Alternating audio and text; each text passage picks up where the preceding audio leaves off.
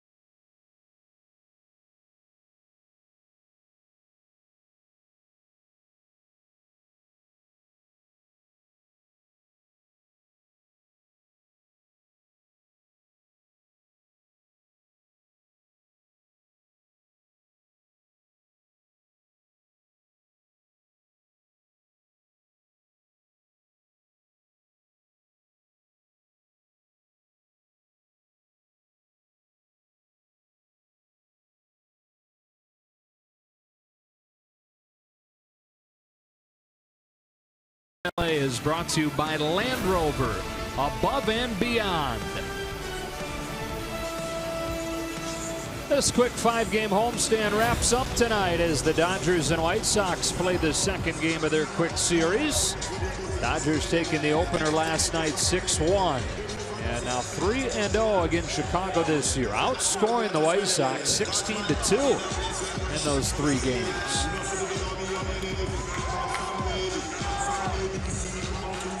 Dodgers 84 and 34 overall, 50 games above, as we just mentioned, for the first time since 1953. They've gotten there by winning 18 of their last 21, 49 of their last 58. This remarkable run just doesn't seem to have an end to it. They're definitely on a daily basis. Seems to be setting a new record, something that we get to talk about. It's unbelievable. And look at the excitement and the confidence that they exude in that dugout. Where's you? It's a good question. I'll tell you what I like seeing, though, in the middle of that, who's actually dancing and having fun, is Clayton Kershaw, which is always a good sign, especially after throwing a simulated game today. It's funny you asked Chase Utley how Kershaw looked, because Utley hit in that sim game, and he said, you know, I think if the kid keeps working at it, he's got a future. Yeah, I go, oh, that good, huh, Chase? Like, yeah, not too bad. There's you, Darvish. He gets a hand from the dugout. Here he comes, and here come the Dodgers.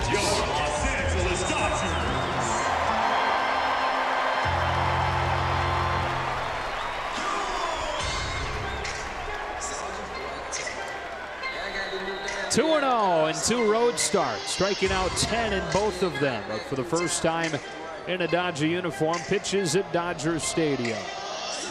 And faces off for the worst team in the American League. The White Sox 45 and 71. Here is their lineup tonight, brought to you by Honda. Leury Garcia to lead it off. Then Yomer Sanchez, who had yesterday off, starts at third and hits second. At first base, Jose Abreu. Nicky Delmonico, the rookie. Visael Garcia, the all-star. Moncada's a rookie as well. Narvaez does the catching, and Tim Anderson, after leading off last night, hits 8. The Darvish, not just his first Dodger Stadium start, but his 31st birthday. And the 6'5", 220-pounder out of Japan, ready to go. Well, you talked about his last 2 starts in the Dodger uniform, just with an ERA of a 1.5. He's had 20 strikeouts, so 10 strikeouts in each of those starts. And if I can be just nitpicking just a little bit, I'd like to see him be able to attack the hitters earlier, not get behind so early, so see if he can possibly go deeper in the game. Only going 5 innings in his last start, but when you look at it, 5 innings and still manages 10 strikeouts, pretty incredible.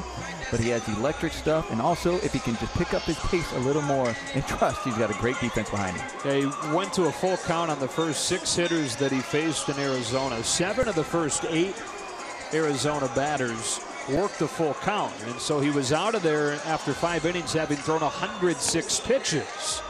So the Dodgers looking for him to be more efficient tonight. Closed captioning tonight brought to you by Wiener Schnitzel. The lead in the division, 18.5 games. It is the largest lead in Dodger franchise history.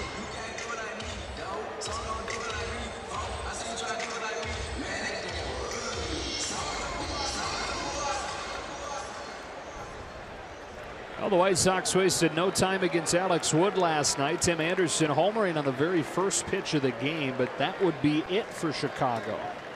Dodgers even the issue in the 6th and scored 5 runs in the 8th to win it 6-1. Tonight, Anderson drops down to the 8th spot, and Garcia leads it off. And Yu Darvish's home debut. Off we go with a towering drive down the right field line. And for the second night in a row, the White Sox have hit a home run on the first pitch.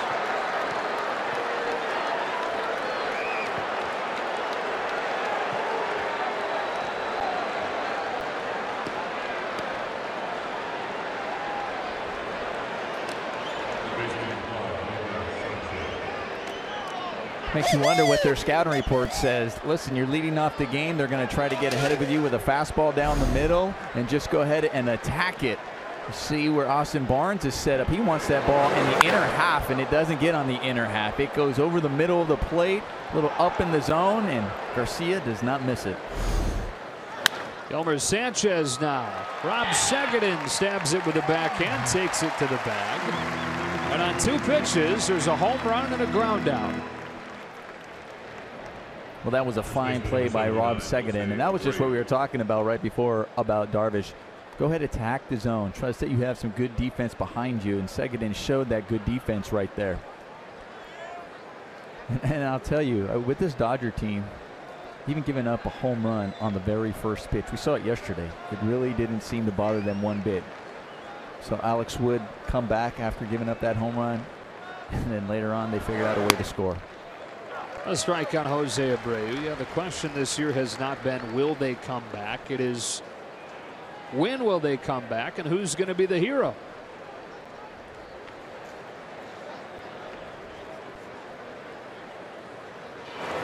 One and one. I even go back a few starts of Rich Hill. Rich Hill giving up 3 in the first inning. And then being asked after the game, he said, with this team, I just have to keep it right there. Okay, I had a rough first inning, but I got to find it, keep them in the ball game because these guys will come back. 2-1 on Abreu. And that's exactly what the offense did. They pick up each other so much. Something Darvish has really enjoyed. He had awful run support in Texas in his final few games there, and the Dodgers have gotten him 14 runs in his first 2 starts with the Dodgers. 2-2.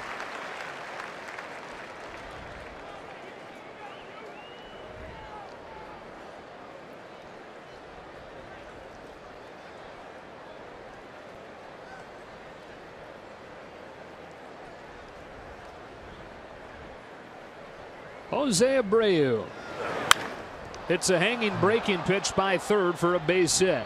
Hernandez over to cut it off. Abreu with a late hold, and it was probably a good decision. It was a good decision and also a good play by Kike Hernandez out there in left field, getting to the line and getting to this ball so quickly. I mean, this ball was scorched down the line. You can see the reaction of Yu Darvish, just frustrated that the ball just kind of hung in the middle of the plate. Justin Turner really had no chance, but Kike keeping this to just a single, getting to that and making a strong throw to second base. Chris Taylor starting in center tonight. So Kike in left. Here's Nicky Delmonico. Strike one.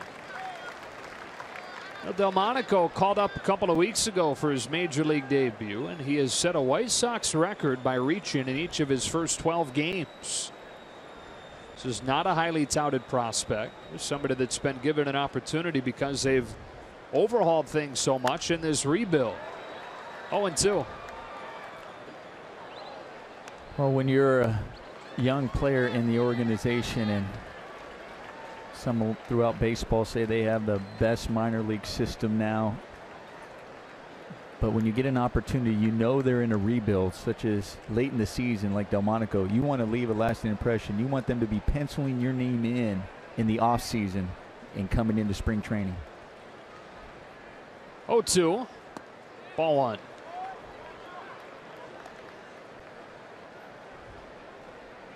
Delmonico starting in left, and very clearly there is no short-term answer there. So here's an opportunity for him that he maybe didn't see coming, but could redefine his future if he's able to continue to take advantage of it like he has. That's caught at first, and Segedin tags Abreu out for a double play. So Rob Segedin, welcome back to the Dodgers. His first game here since April. He records all 3 outs in this first inning.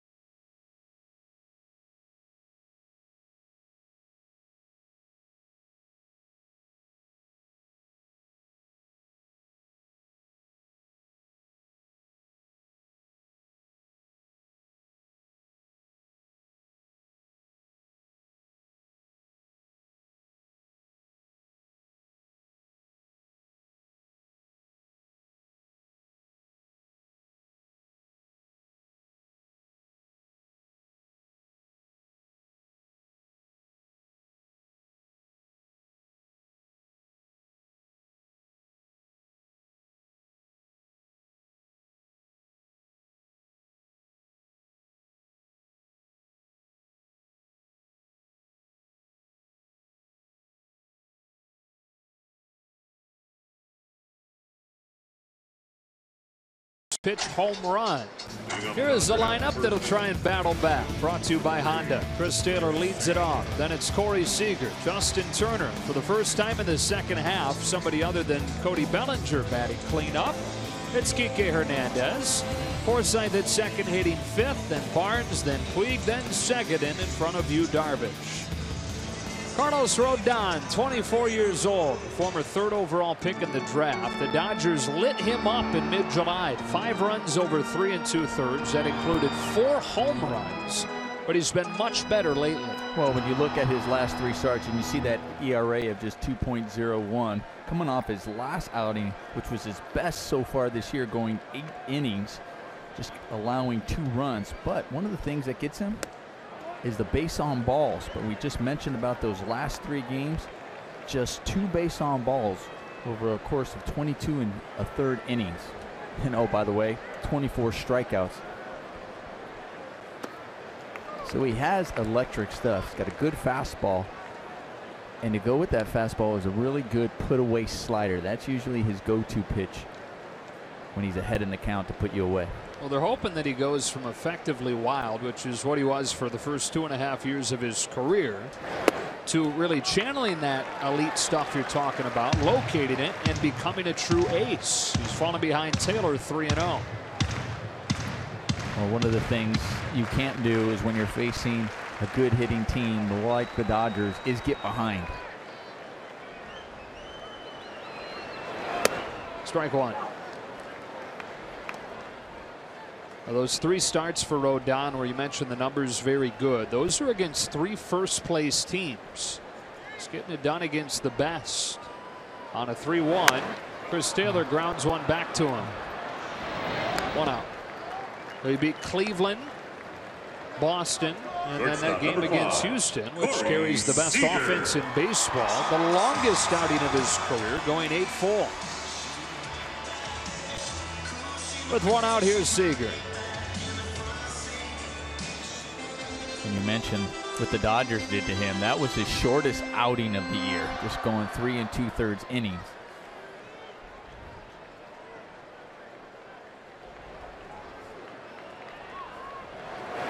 Seager lashes a base hit to center. As good as anybody in baseball at going after that first pitch.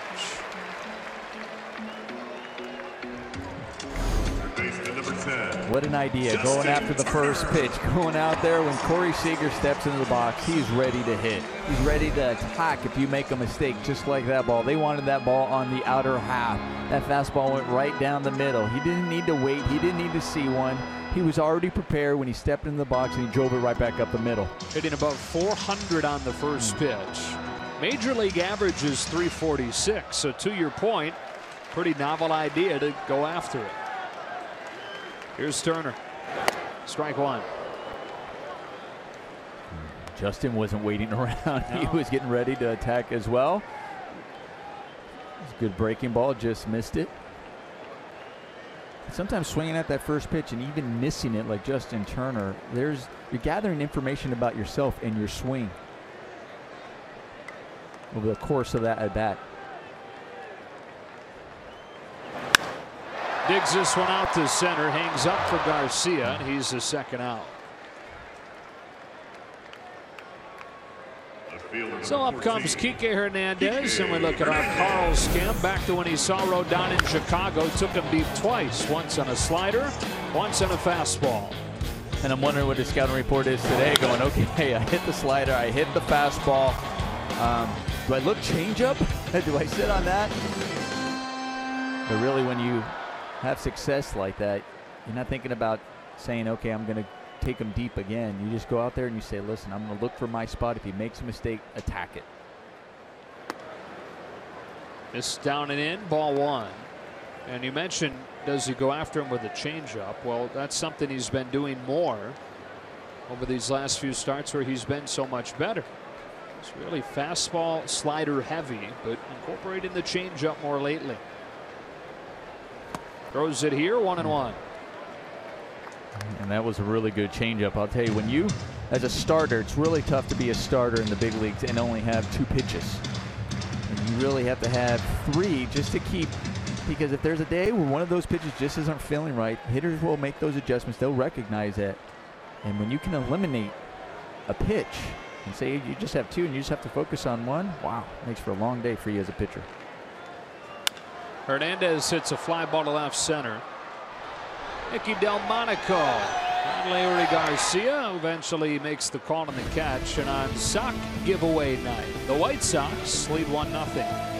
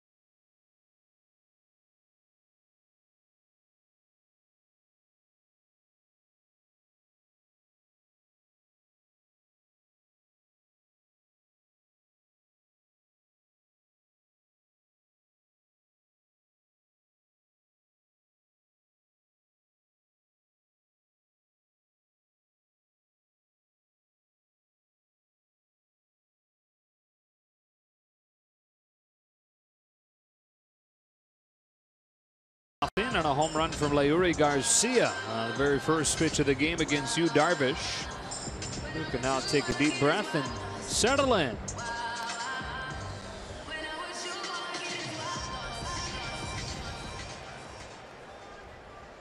Five, 6, and 7 for the White Sox in the second inning. Here's Avisail Garcia, only all-star on this White Sox team.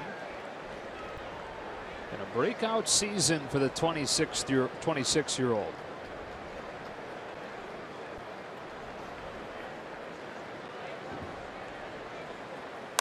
Swings away, and I think we pretty clearly know what the White Sox scouting report and plan is against Darvish. Well, when you look at Darvish's record and or his stats, and you're looking at all the strikeouts that he gets, so you obviously know he has put away pitches. So you don't want to get behind. And it's really, it's common sense. It doesn't, everybody's like, oh, you need to see one. What's he got? Work the count against a guy who's a strikeout pitcher. So he's a strike thrower. Why not attack it early? Is the highest strikeout percentage of any pitcher in Major League history with at least 500 innings. 1 ball and 2 strikes. Now the other side of that is, though, what we mentioned off of the top, and that is that he went to a full count on 7 of the first hitters that he faced his last outing. So are they just banking on the fact that's not going to happen 2 outings in a row? That's something that you definitely look over, not only just his last outing, but you look at over the course. Is he always falling behind, or was that just, the one rare one? But I don't think, it's not like they're just going up there and free swinging. You got to go out there and swing at strikes. You're still going to be attacked, but you're just not going to sit back and wait for it. It's very similar to what we just saw the Dodgers do.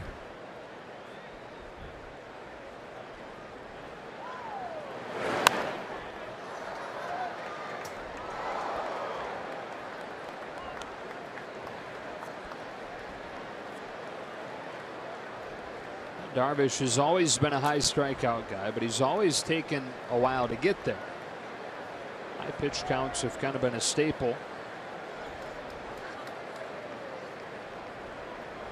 2-2 on Avisail Garcia, starting off the second and taking one that bounces to run the count full.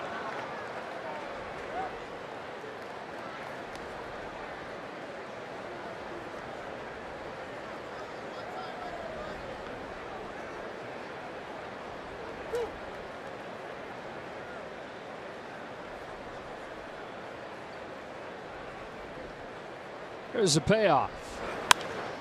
Driven to right, Yasiel Puig jogs over and makes the catch knee high. 1 out.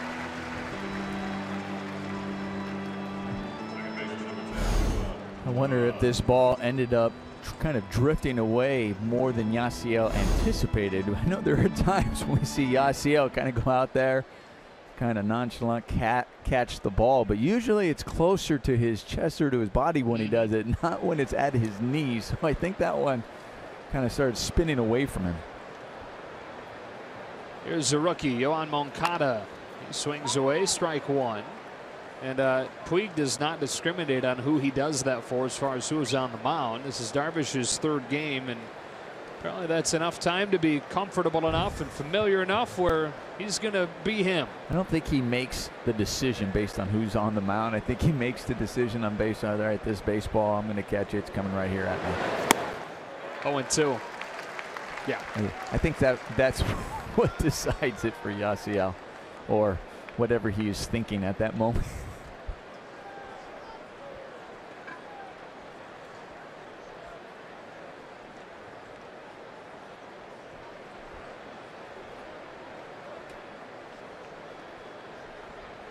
Oh, 2. Moncada lashes a liner to center. Chris Taylor's got it. 2 up and 2 down for Darvish in the 2nd.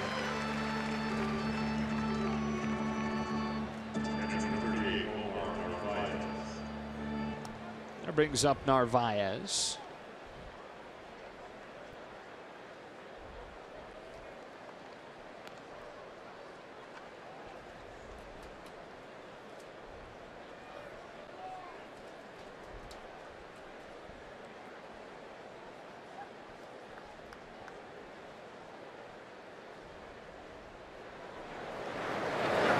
Ball 1.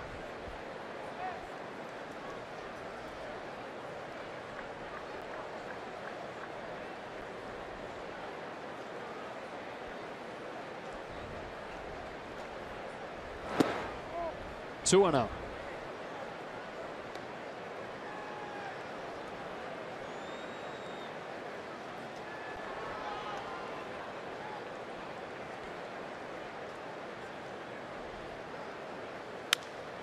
Down the left field line, that's a base hit.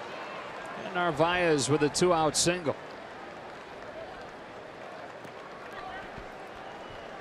Shortstop number 7, Tim Anderson. Well, Narvaez does a good job on the pitch, just going with it the other way. This was kind of a 2-seam fastball that was just kind of tailing away, especially getting ahead of the count 2-0. A lot of times when you're up 2-0, you're looking for a ball in the middle inner half, something you can drive, maybe drive into right center gap as a lefty, or try to get something you can hit out of the park. But 2-0, just getting that tailing fastball and going the other way. It's a good piece of hitting. Keeps the inning alive for Tim Anderson. Homered on the first pitch of the game last night. What is his reward? Dropping down to the 8th spot. I understand it's a right-hander on the mound instead of a lefty. Well, yeah, when you look at his splits, you know, versus left-handers this season and right-handers, it's 314 versus left-handers and only 213 versus right-handed pitchers.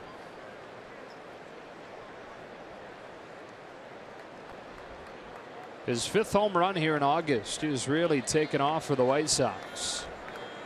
On this 1-1, he pulls a liner that Turner stabs down the inning. To the bottom of the 2nd we go, with the Dodgers chasing the White Sox.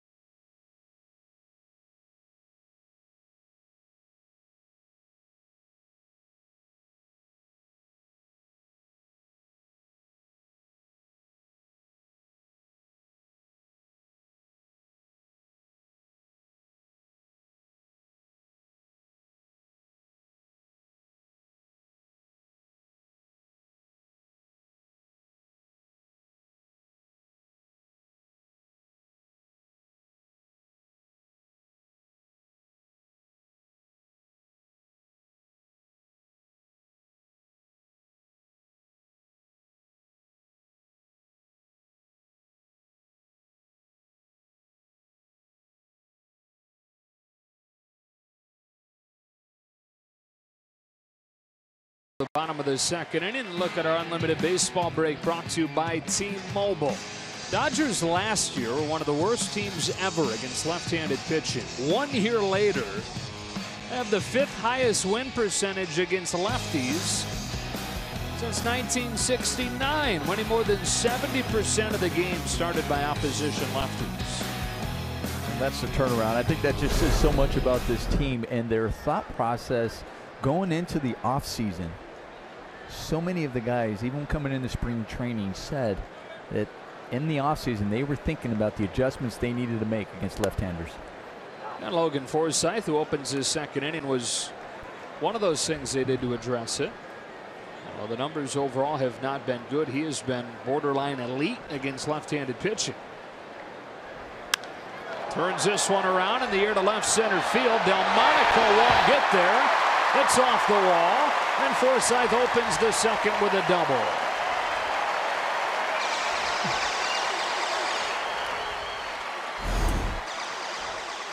Logan must have heard us talking about those numbers versus lefties, or he was watching. He saw the bottom part of the television. We were showing his batting average and his on-base percentage, and right on cue, turns on a pitch and drives it to the left center gap, staying on it.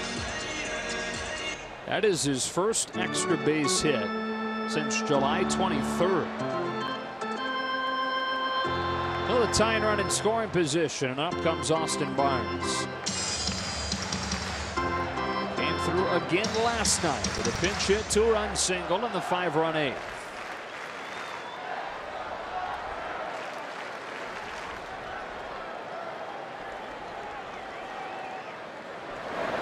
Ball one. And Austin Barnes has had 22 at-bats this year as a pinch hitter, batting .318. That's impressive. Not easy to come off the bench and give you a quality at-bat.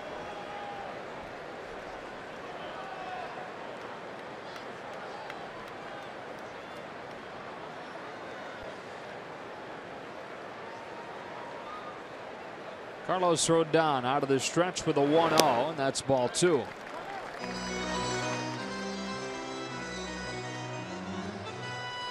Take a look at the Land Rover Performance Spotlight. It is on Barnes and what he's done in the second half so far.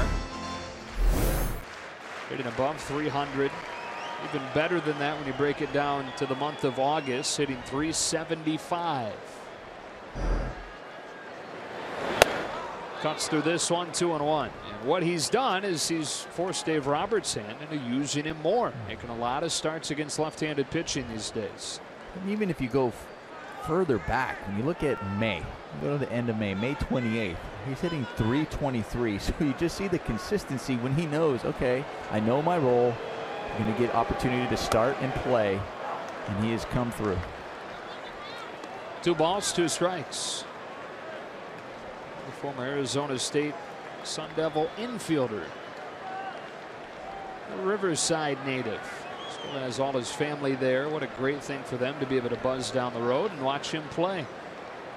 They're buzzing down the road watching Dodger games even when it was just a dream for him.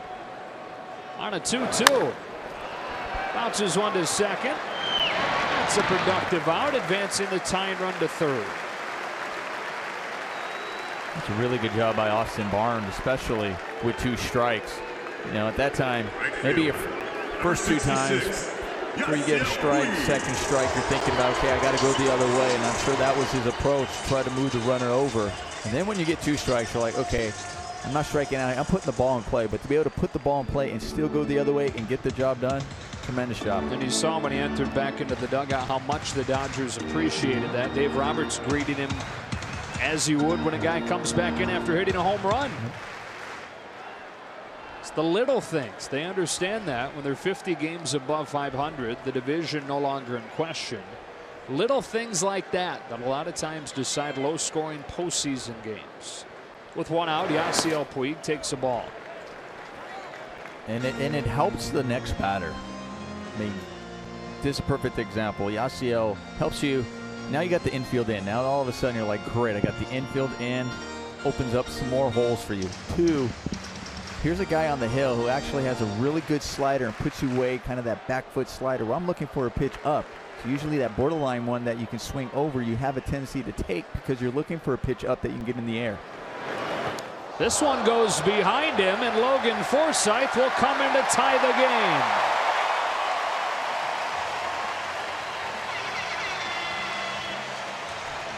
Usually effectively Wild, that time just Wild. And there's another thing that happens when you get a productive out and move the guy over. There's always that chance for a wild pitch, run scores.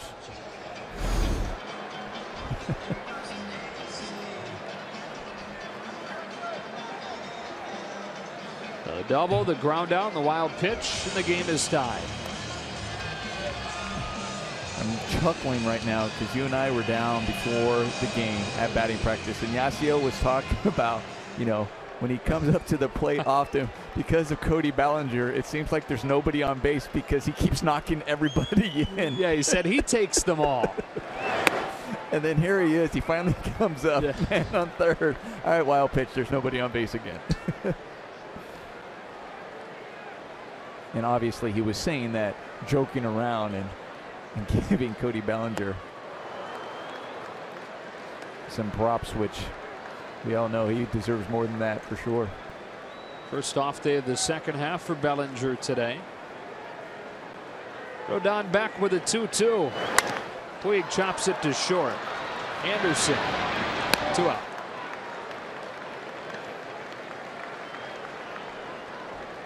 First baseman number 25, Rob Segedin. Now Rob Segedin with his first big league at bat since April. What a long path back it was for him. He was put on the DL with a toe injury. And while he was trying to come back from the toe, wrist and a hand issue that had started during spring training just wouldn't go away. The toe injury wouldn't either, so they figured it'd be a good time to operate on that hand and get him off his toe. Now here he is at the end of August, finally getting a chance to come back.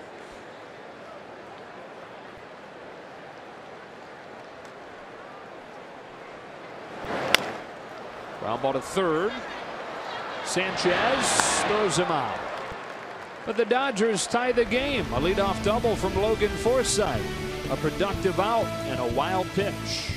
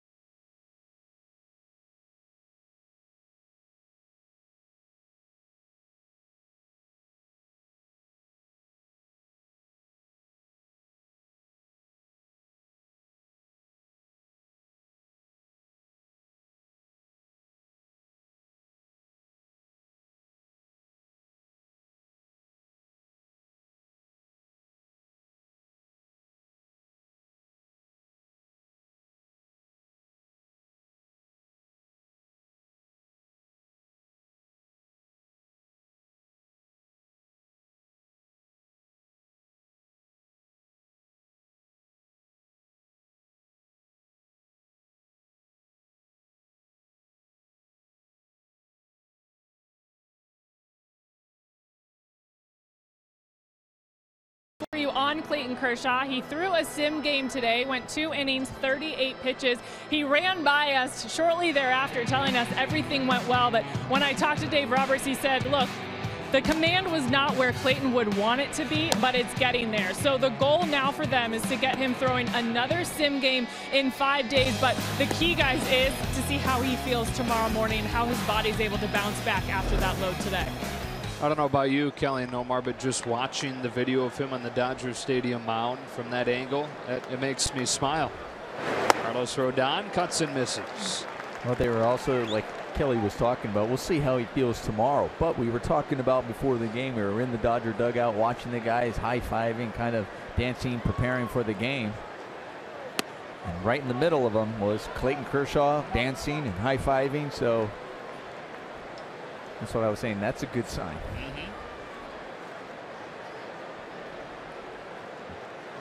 9-1-2 for the White Sox in this inning. A 1-2 count on their pitcher, Carlos Rodon. A 1-1 game.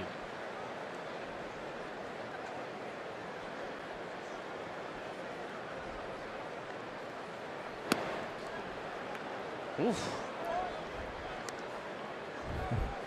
Darvish was ready to catch the ball from his third baseman as they were throwing the ball around, and Austin Barnes looked like he was ready to throw that ball around too.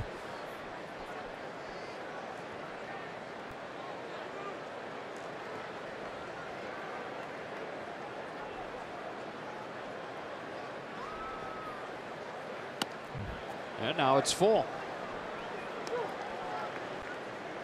Sometimes for a pitcher, you were so focused and you think, okay, there was that strike three, that was the pitch, all right, let me regroup, get ready for the next hitter. Now you're like, whoa, now I got to really refocus and shake that out of your head.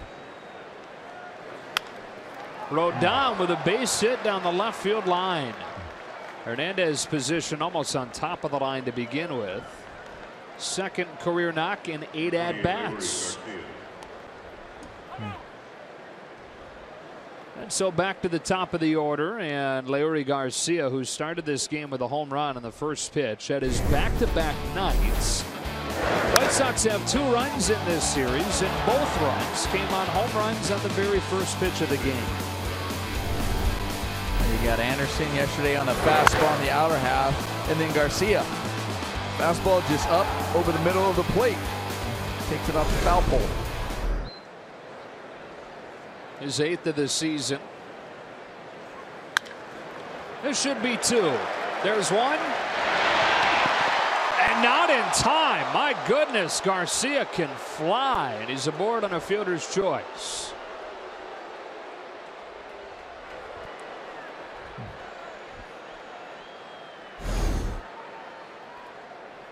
Well, first of all, Darvish doing a tremendous job, especially after thinking he struck him out, and I think he's out right there. I think they are going to have another look at this one. And kudos to Garcia, putting his head down and hustling the whole way and just not assuming a double play, but right there it's in the glove. I think they're going to overturn this one, but great job by Darvish, especially after that first at bat against Rodon. Thought he had him struck out. Missed the next pitch, and then gives up a base hit, and then now coming back and say, all right, pitch, here it is, double play. Should not take long. You heard the crowd's reaction when they showed it on the video board.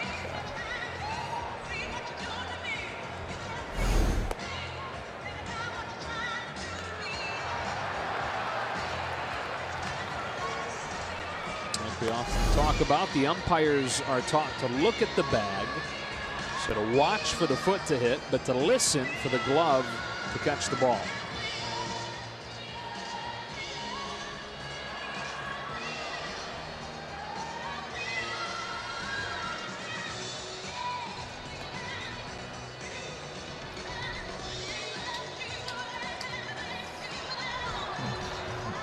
This is the one where the fans are like, okay, what are you looking at? Maybe they're checking, they're checking down in distance, time on the clock. Yeah.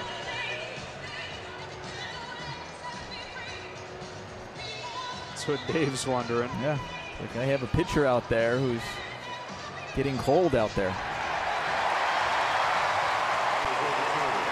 So it is a 4-6-3 double play, and the base is wiped clean.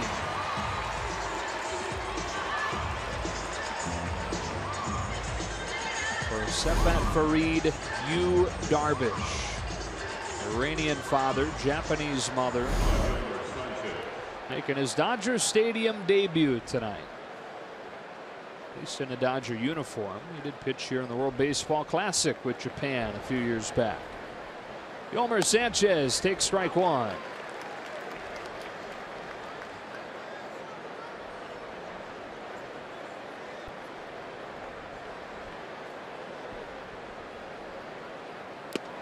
Ball on a strike.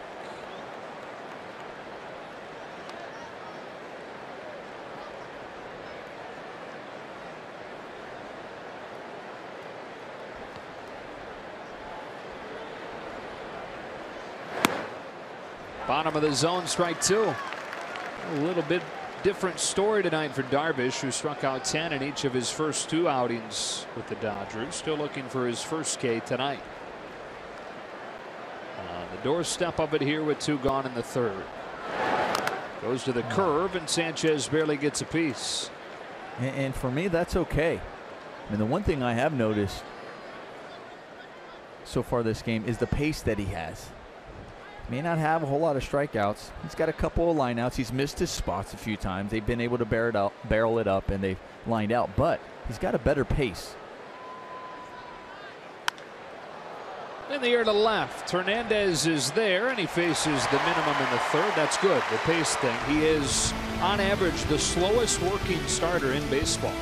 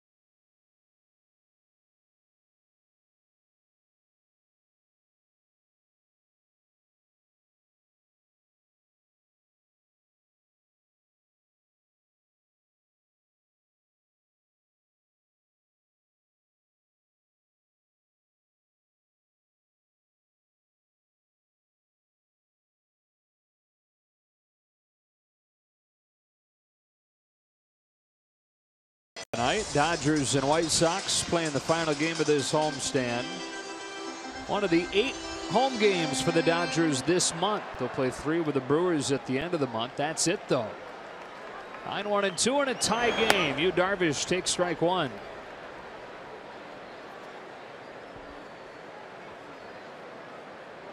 Unseasonably cool the last couple of days around here. Temperature dropping into the high 60s by the end of the game.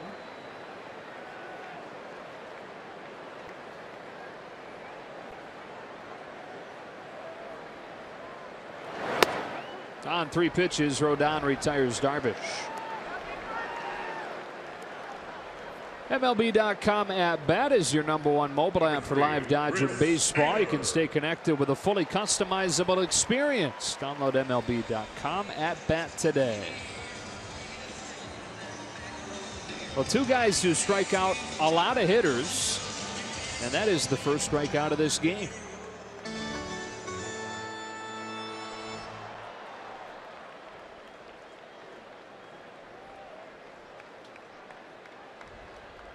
Second time through the order now. Took off on him, ball 1. Well, he has some ugly misses, doesn't he?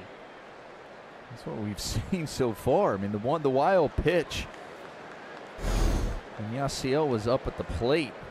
Then you see this one. It registered. 2-0. It looked like a strike on the giant pitch passed. Yeah, right. Caught the corner of the graphic.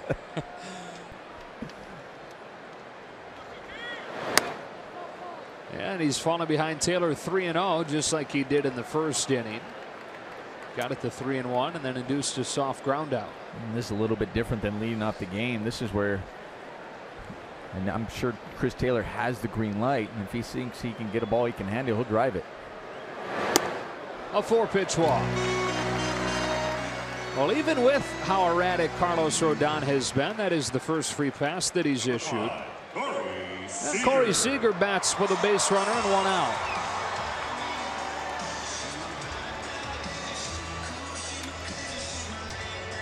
Seems to see Rodon well. Homered against him in Chicago and banged a single on the first pitch that he saw tonight.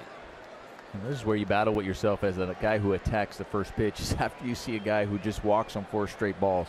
You don't want to take away from your strengths. You're just ready to see if he makes a mistake. You really keyhole it right here. They've got Taylor picked off.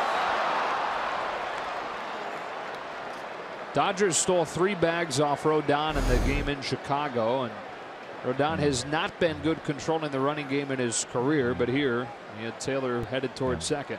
Taylor was just going first move. A lot of times when you get on off a lefty, right when you get on, you're thinking, okay, just go on the first pitch. I'm going to try to surprise him. And Rodon wasn't surprised at all. Strike 1.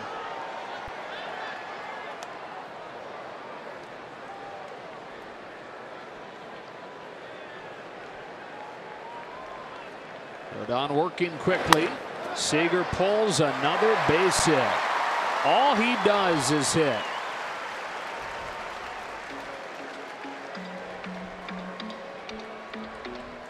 Number 10, Justin Turner.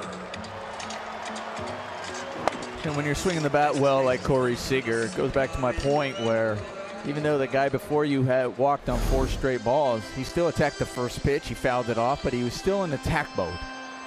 And especially a guy that you've already faced and you've had success off him.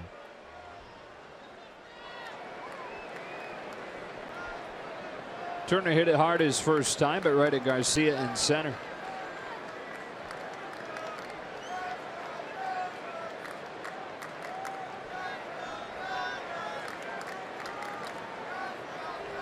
In a 1-1 game in the third, Justin Turner looks at a strike.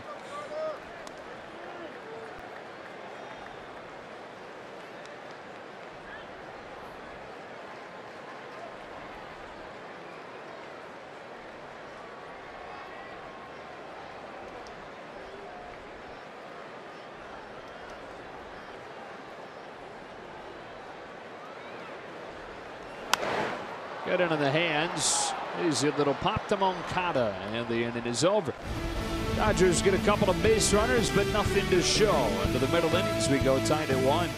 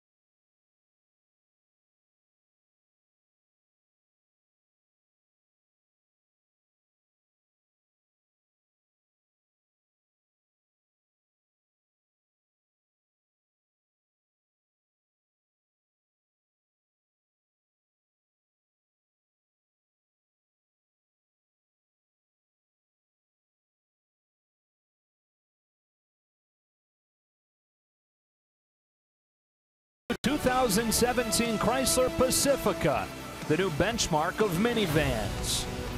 And by Jack in the Box. Come try the new $4.99 Smoky Jack Burger Combo, a small fries and a small drink, limited time only. Back in Los Angeles, a 1-1 game on to the 4th inning. Joe, Nomar, and Kelly. Glad you're with us. Off day tomorrow, then it's back to the road. 3 in Detroit this weekend, 4 in Pittsburgh Monday through Thursday next week, and then home to welcome in the Brewers the following weekend. Both those teams, Milwaukee and Pittsburgh, in the middle of a very tight race in the National League Central. Jose Abreu digs out the first pitch that he sees, and behind first, Rob Seguin. 1 pitch and 1 out. Whoa! That's going to be some kind of world that he finds himself living in when he stands up. Oh, no. Oh, that's not right. Oh, lost a shoe. Oh, no. It's going to take a minute to get his equilibrium back. Taking me a minute. He's like. Nicky Delmonico. 1-0.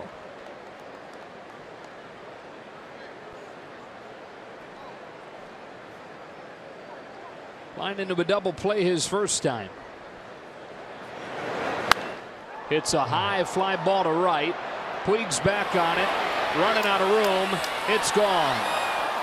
Nicky Delmonico with his 2nd career Major League home run, and the White Sox lead it 2-1.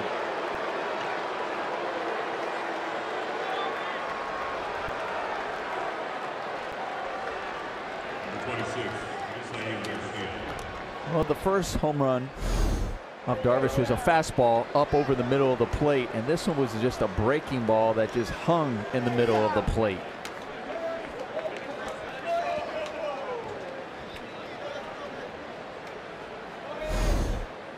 So 2 runs on 2 solo homers for the White Sox. How about this Nicky Delmonico, who nobody had even heard of until he debuted a couple of weeks ago? He has reached in all 13 games he's played in. That is a White Sox record. A strike on Avisail Garcia. Well, we said it his first time up. That's what you're supposed to do. You're supposed to leave a lasting impression when you're on a team that is rebuilding.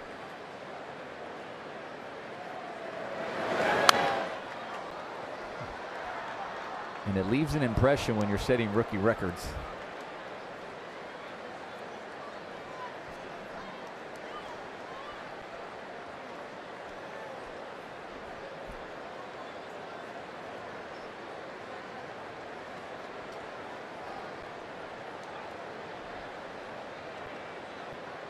Barnes wants it down. Darvish left it a little bit higher than Barnes wanted it. Garcia hit it foul.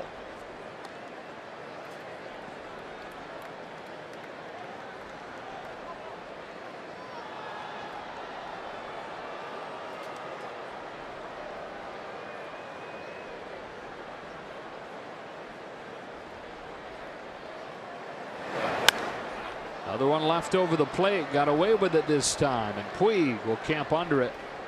2 out.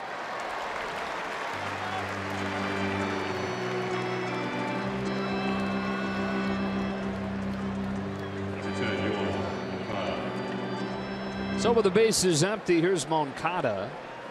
Delmonico really is doing things I think people thought Moncada would. Delmonico not a prospect, yet he's reached in all 13 games in the majors. Moncada, an all-world prospect, the #1 prospect in baseball before his debut. Yet he has struggled to get it going, hitting below 200 in his first month. Prospects are only that. Prospects.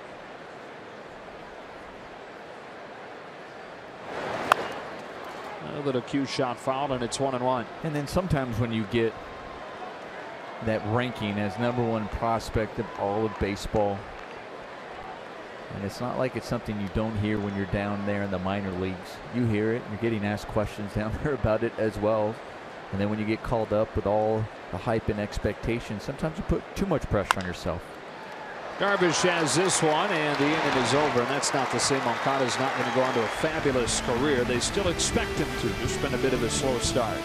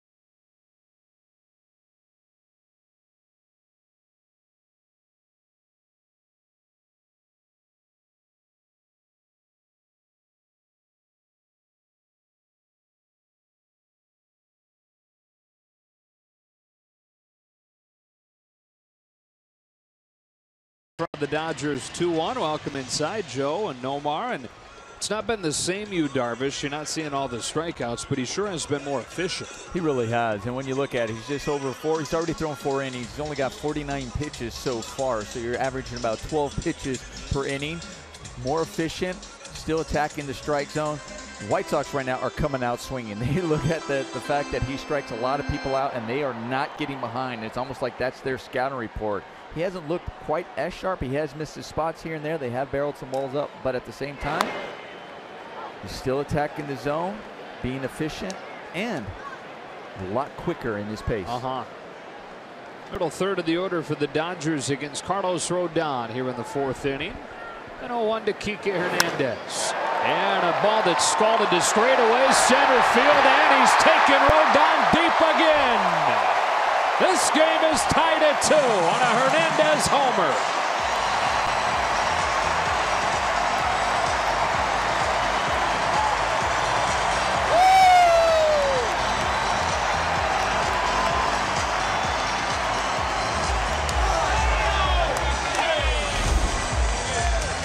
Joe, we were talking about it before the game. We talked about Bellinger getting the day off. Kike Hernandez put into the 4th spot in this lineup. And if people back home like, Kike Hernandez, why in the 4th spot in this lineup with Bellinger with a day off? Well, because he's had success against Rodon, 2 home runs against him over there in Chicago, and adding his 3rd. That ball was absolutely scorched. This team is just so impressive and fun to watch, and what's so impressive to me is the way they pick each other up. And what I mean by that is that last inning, you got Darvish going out there and going, okay, giving up another home run. Going, great. Now we were tied 1-1. That was keeping us in the game. Now they took the lead, but in an instant, they tie it back up. And now 3-0 on Forsythe. Picking up your pitcher, you must go, this is great. I still don't have to be perfect out there. I can just continue to attack the strike zone because I have an offense like this that is going to back me up. And in Texas, for whatever reason, it seemed like he had to be perfect. They didn't give him any kind of support. 3-1, and that wasn't because Texas had a bad offense. Just one of those things where on the days that he was starting, there wasn't much there offensively from the Rangers. On a 3-1, Forsythe takes strike 2.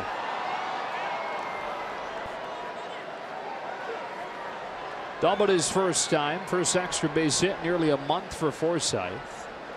Advanced to third and a ground out. Came in to score on a wild pitch. Now on this 3-2, he walks. Second one issued by Rodon. Here's something interesting, Joe. With the Dodgers falling behind in this game, they were down 1-0 against the White Sox. The Dodgers have won over 65% of their games at home in which the opponents have scored first. It's just it's mind-boggling. When you look at the Major League average is just over 41%. They're over 65. Obviously, first in baseball. As they are in most things. Still nobody out. Here's Barnes. There's ball one. Dodgers have won 18 of their last 21. 49-9 since the beginning of June. An unbeaten series streak at 20, regardless of what happens tonight, because it's a 2-game series where they already won one.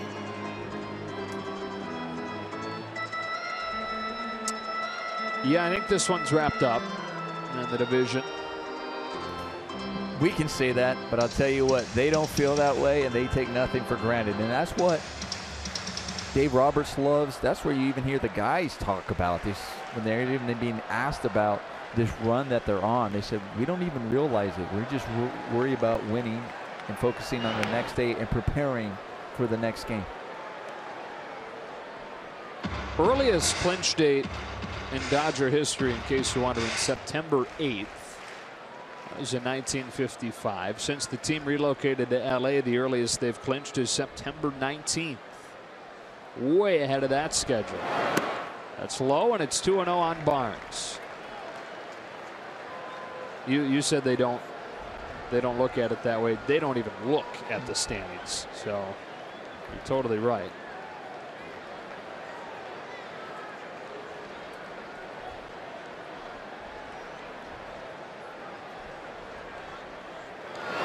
Just to give you a little more context on those dates we gave, if they were to win the division where they're at right now, it's at 18.5. Say they were to win it by 19, that would be September 11th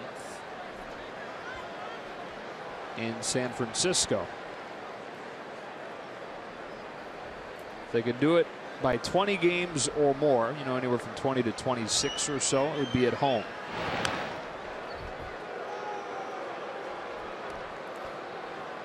Dodger fans are going, okay, yeah, all right, let's check out the calendars. Yeah, if they want it done at home, the hope would be somewhere between September 4th and September 10th, which is a homestand against the two teams they're trying to put away, Arizona and Colorado. 2-2. Because after that, it's a long road trip. So if they don't get it done on that homestand, the 4th through the 10th, it will almost certainly happen on the road. 3 in San Francisco, 3 in Washington, 4 in Philadelphia. That takes you all the way up to the final week plus of the year.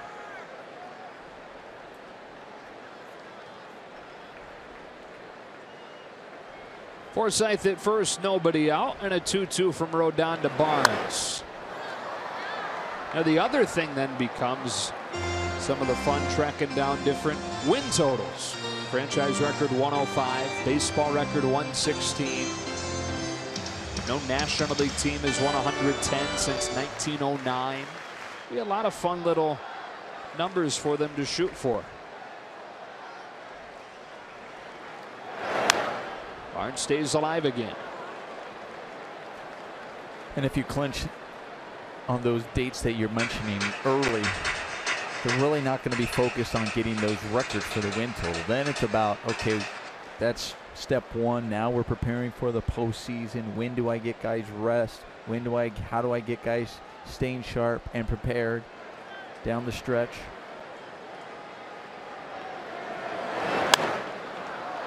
Barnes giving Rodon a heck of a time here. And the interesting thing too to me is that also might set up for those wins what they're on pace for is there's going to be a lot of guys that can possibly coming off the DL that are going to be out there competing and trying to impress Dave Roberts and the staff about trying to make that postseason roster. So I think you're going to see a lot of those guys as well getting an opportunity to show what they're made of, and if one, that they're healthy and that they're going to be able to contribute. 8th pitch of the at-bat to Barnes, and he rips it foul. It's the 4th consecutive pitch that he's fouled off.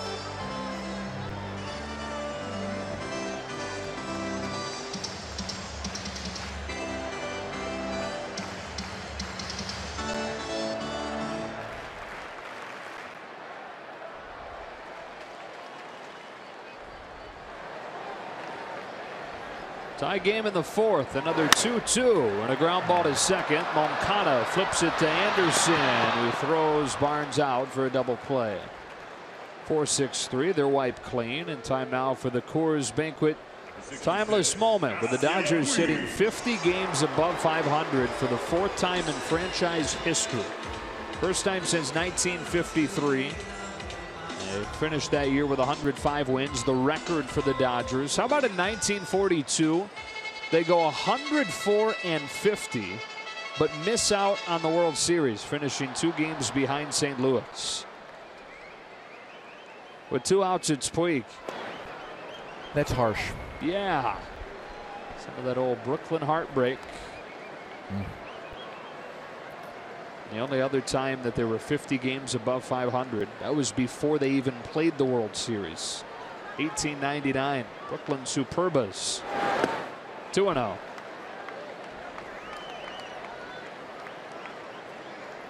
And after you have the divisions, and then now wild cards added. Yeah. Yeah, you get 50 games above 500 these days, you're in. Yeah.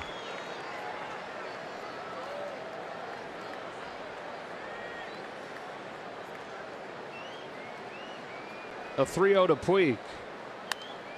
And the green light fouled it back 3-1. That 1899 team, they finished 101-47, and there was no World Series, but did win the National League pennant 1 year after they finished in dead last. Count goes full on Puig.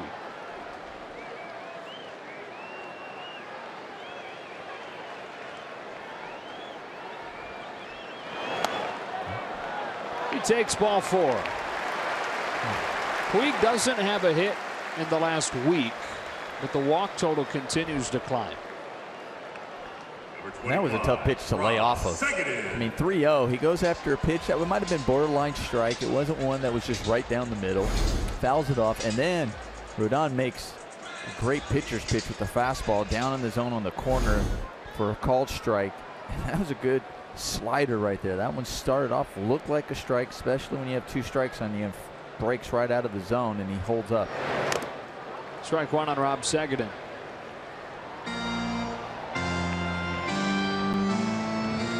You know, yesterday's game, I was just so impressed with Yasiel. I mean, he integral part getting the bases loaded. I mean, for them to come back, 1 for the sacrifice fly, working the walk, and then in the 8th inning working that walk on some, laid off some tough pitches. When you know so badly he wants to swing away to produce the runs. And the old Puig probably still would have, even though he didn't have anything to hit.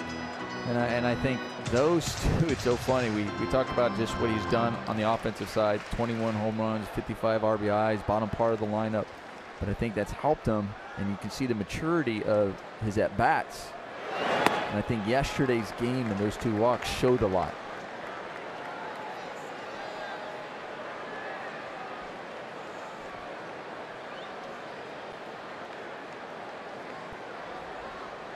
He's at first with 2 out. Dodgers have tied it on a Kike Hernandez home run here in the 4th. He runs, Sagadin takes the ball, throw down, and they get Puig. So Rodon has controlled the running game so far, and that's been an issue for him much of his career. We're back at square 1, even at 2.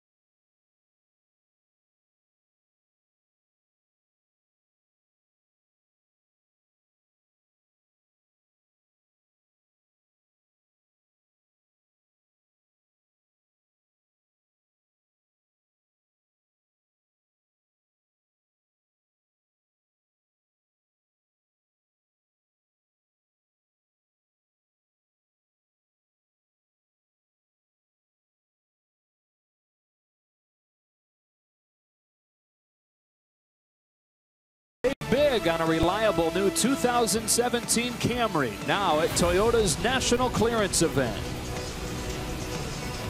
So it's Yu Darvish's Dodger Stadium debut, but he has pitched here before. The 2009 World Baseball Classic. The championship game was here at Dodger Stadium, and Darvish came in relief, actually blew the save in the 9th inning before Japan got a run, or in the bottom of the 8th before Japan got a run, and then helped make him the winning pitcher in the 10th.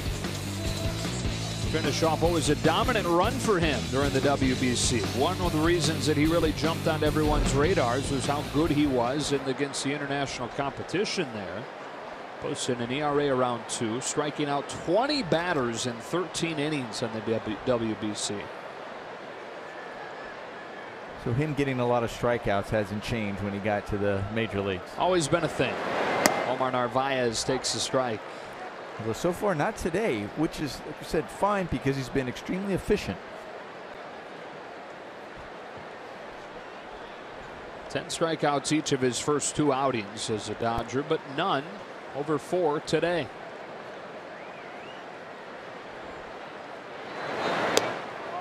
But yeah, I mean, he went 5 full innings and struck out 10 his last time, but he needed 106 pitches to get through 5. Here he is early on in the 5th at 51. Totally different guy. 2-1. Dare I say better? Different, but yeah, I mean, there's 2 things that really stick out to me is one, the way he's attacking the zone early, isn't falling behind as much as he did the other day. Last game. And the other thing too, really for me, has been the pace, and that just helps your defense so much.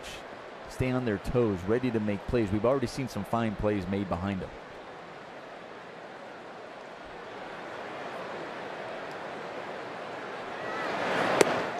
He walks Narvaez to open this in. You know, when I say better, I don't mean his stuff is better, but better from what you want from a team perspective within a game.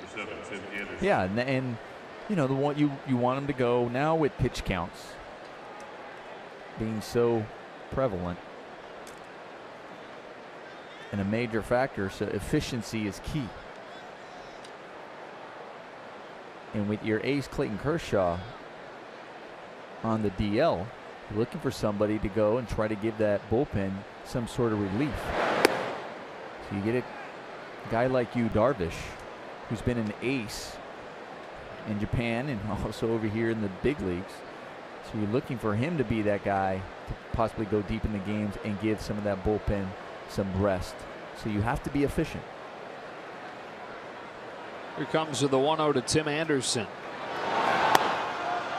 2 balls, no strikes. Struggling to find it here. Yeah, we were just talking about him being able to attack the zone and not get behind, and already in the first 2 batters he's faced this inning.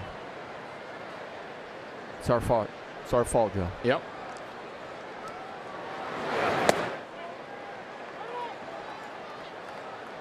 Three and 0. You hadn't just brought it up, Nomar.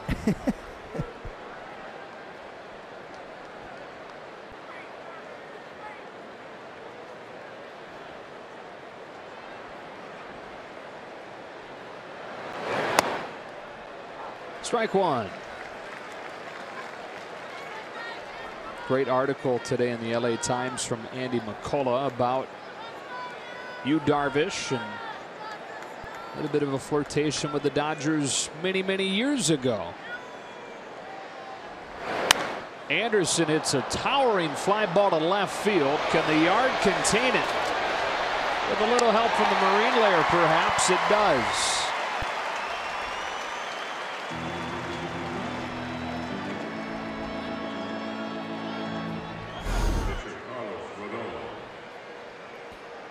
You talked about the marine layer, because I know off the bat it sounded really good, but at the same time I think he just got underneath it just a little bit, just a hair. Stays in the yard. Kike does what he's supposed to do, get behind the ball, throws it in. And the ball wasn't quite hit the way Kike hit his ball when he mashed it. No. Center field.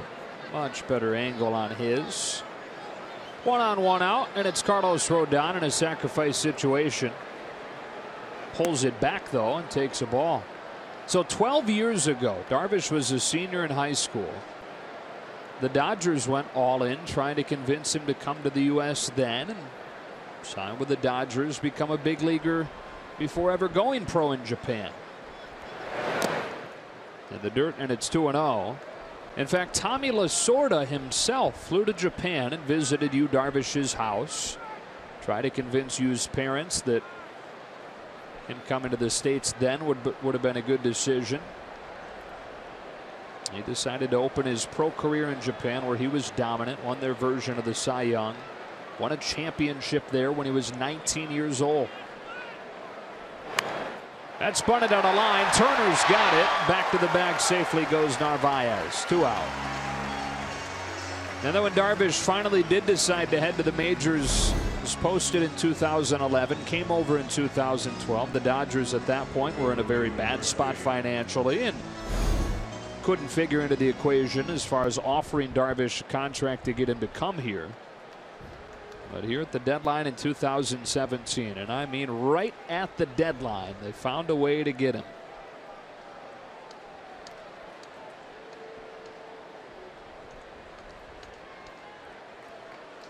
And Tommy still has a lasting impression on you.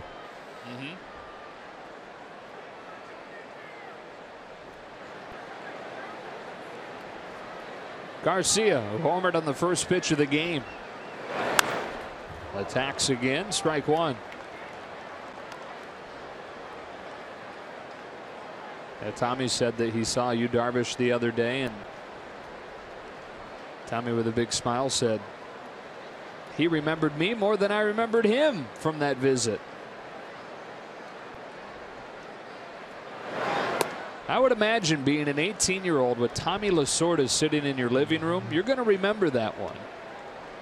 Tommy Lasorda sat in plenty of 18-year-old prospects' living rooms throughout his baseball life, but the other way around, not been too many Tommy Lasordas walking through Yu Darvish's home door. 1-2. And even if you are in another country, you know Tommy Lasorda. An ambassador for baseball. So good seeing him here almost every night these days. Darvish trying to pitch around the leadoff walk.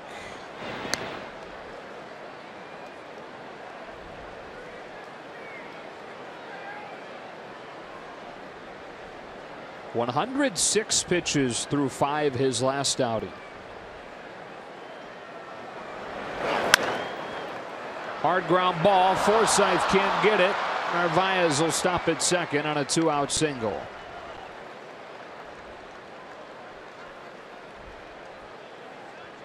It was a great effort by Logan Forsythe. When this ball was hit, I was thinking it was just going to be a sharp ground ball right up the middle, but Logan ranging far to his right, making a great effort.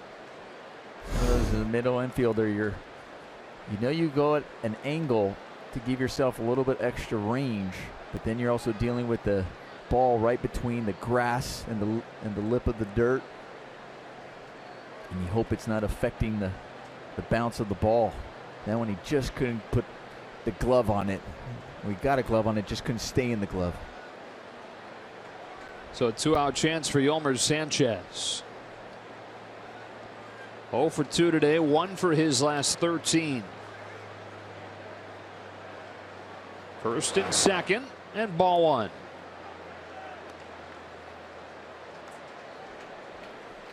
Formerly Carlos Sanchez, started going by Yolmer this year. That's his given name, but broke into the big leagues known as Carlos. 1 ball and 1 strike. Before he went back to being Yolmer officially on his baseball card and on the roster, he said the only one that would call him Yolmer was his wife when she was mad at him. No, everybody's allowed to be mad at him. That's right. He brought that on himself.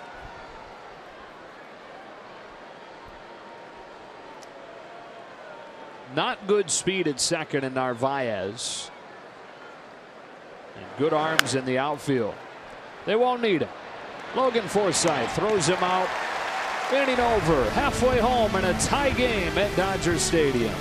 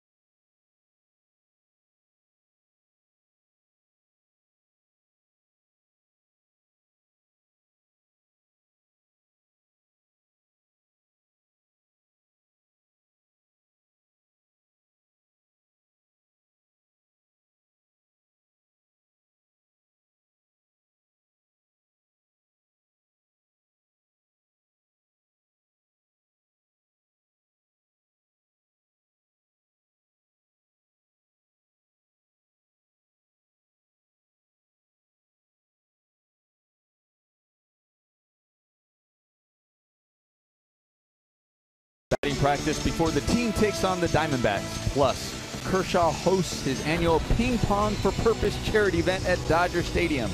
Don't miss Backstage Dodgers presented by Hankook Tire. Friday after the postgame on Sportsnet LA. 8-9-1 coming up in a tie game here in the 5th inning. Clayton Kershaw cleanly shaven. I guess there's a bit of a mishap when he was trimming, so he decided let's just start over. Oh, leave the bald spot. Leave it there. Rob Seguin was at the plate when last inning ended. And was in a hitter's count, but Yasiel Puig was caught trying to steal. Takes ball one from Carlos Rodon.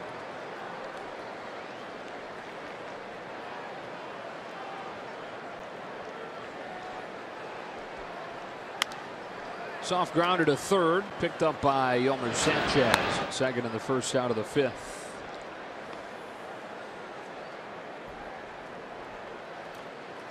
So Rodon, guy that they have really high hopes for, continue to have high hopes for. Third overall pick in the draft out of NC State in 2014. Now in his 3rd year with Major League time. He came in when he was just 22 years old in April of 2015. And that's the first one to Yu Darvish. That is, should be a strike, and it is. Rodon wondering why it wasn't called a strike. The home plate umpire Mike Muchlinski saw that it was not in the zone, but Darvish make sure that it is still a strike. Yeah, that wasn't a practice swing. No, I don't know what that was. I'm not sure either. It was a strike. And the crowd facetiously cheers as he fouls it off 0-2. This is a guy that has a big league home run somehow. Listen, it's his birthday. Go ahead, get another one. Came almost exactly a year ago. August 24th in Cincinnati.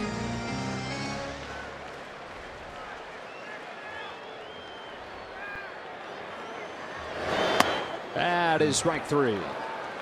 Darvish sits down on 3 pitches. The second K for Rodon. Both have come against Darvish. Rodon missed the first 3 months of this season with biceps bursitis. So he watched games on TV, sitting back at their spring training facility, said like a really invested fan is the way that he felt when he was watching them. And Time he went through rehabbing, he said, forced him to establish a true routine, make every day have a purpose. And in going through that process of sitting out the first half, Rodon, who is still only 24, feels like he really matured. His first one to Chris Taylor. Misses away. He was born in Miami. Grew up in North Carolina. Family moved there when he was 8. Lived in a small town near Durham, North Carolina called Holly Springs. 2 favorite things growing up: baseball and fishing. And the thing that the 2 had in common was he loved to compete. Anytime he'd go fishing with his dad, it was all about who could catch the most fish, who could catch the biggest fish. He works a 1-2-3 5th inning as Larry Garcia makes the catch on Taylor's fly ball. After 5, tied at 2.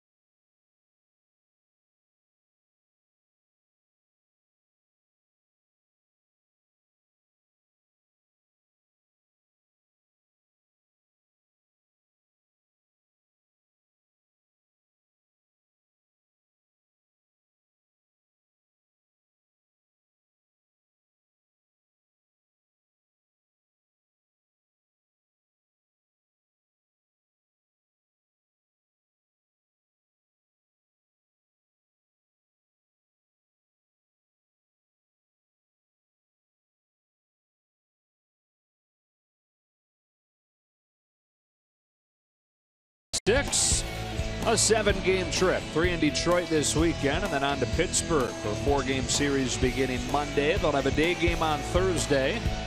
By the way, next Tuesday will be the first one broadcasted on KTLA. Final 6 Tuesdays of the season, all on KTLA. Dodgers come back, welcoming the Brewers the following weekend. So Yu Darvish, much more efficient, much less overpowering, but much more efficient. 69 pitches through 5. It was 106 pitches through 5 against Arizona last week. And on his 31st birthday, he delivers ball 1 to Jose Abreu.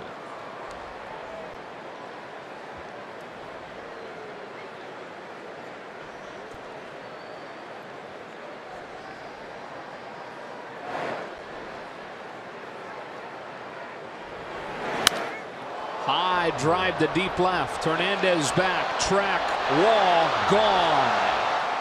The 3rd solo home run of the game for the White Sox. This one comes from Abreu. 22nd of the season, and the Sox are back in front.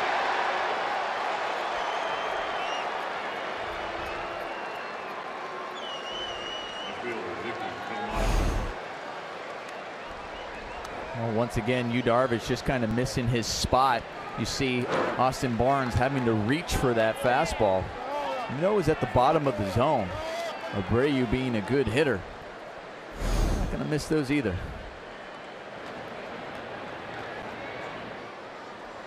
So Darvish again trailing on the 3rd White Sox homer of the game. Solo shot in the 1st, in the 4th, and in the 6th. All 3 of them putting the White Sox up by a run. It's a thing they've got going in the dugout, carrying the trash can around on each homer. Not sure what's behind that. Delmonico foul tips it. He hit the most recent home run, but he's in an 0-2 hole here.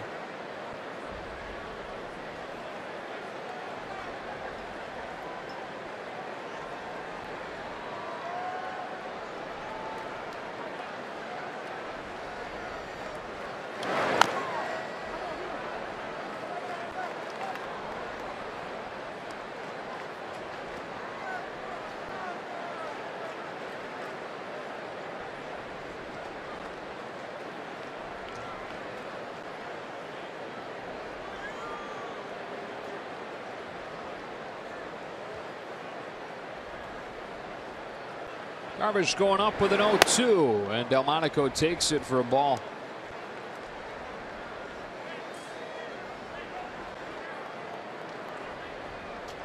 Delmonico from a good baseball family. His dad, a longtime coach at Tennessee, Rod Delmonico. He's got another base hit. Second of the game for him, 9th of the game for the White Sox against Darvish.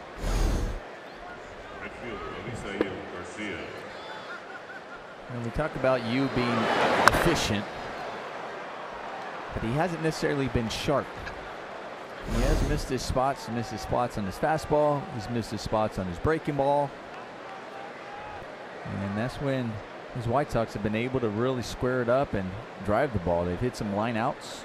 They've hit some home runs.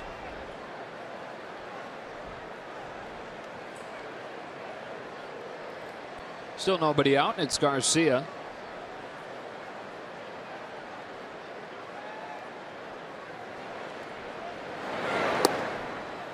Ball one.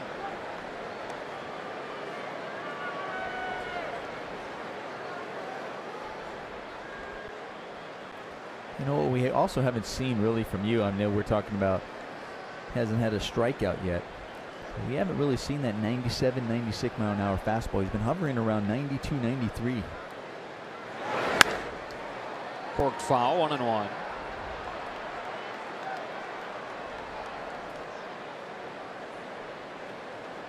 We saw him early on against Arizona last week, living at 97, 98.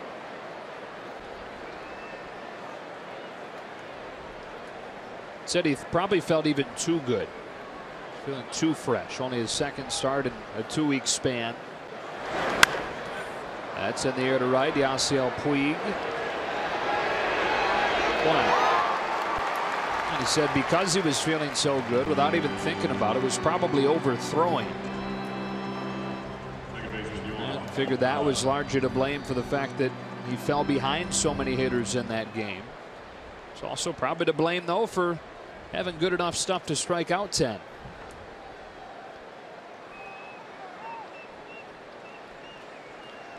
We also talk about him having 7 pitches. A lot of it, the 7 are like variations of, okay, a fastball. He's got the fastball. He's got the cutters. He's got the four-seamer, a cutter, sinker. Doesn't check Delmonico, and he's got second stolen easily.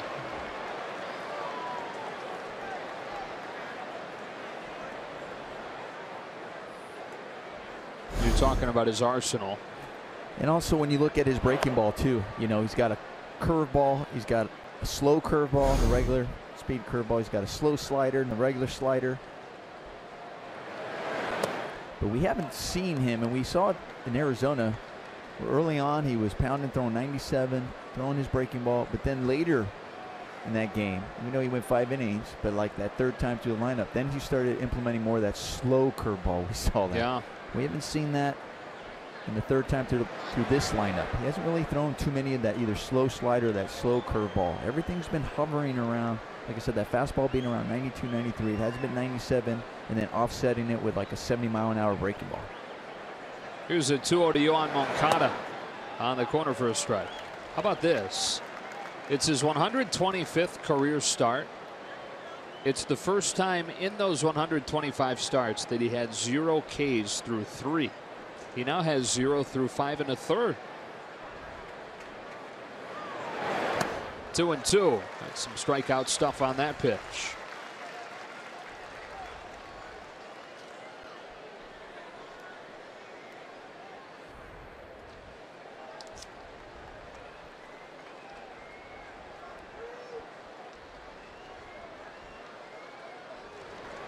Delmonico at second with one out, and Moncada strikes out swinging.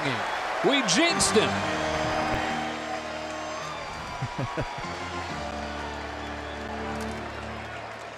The other way?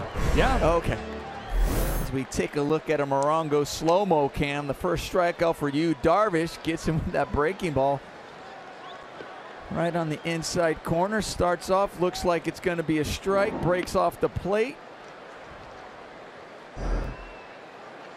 He was just getting warmed up, that's all. Right. A little longer Listen. ramp up tonight than usual. Narvaez with the man at second and 2 gone. There's ball 1. And like we said, with this team, just keep it close, keep them in the ball game. As this offense is shown time and time again, able to come back, pick up the pitcher, pick up each other.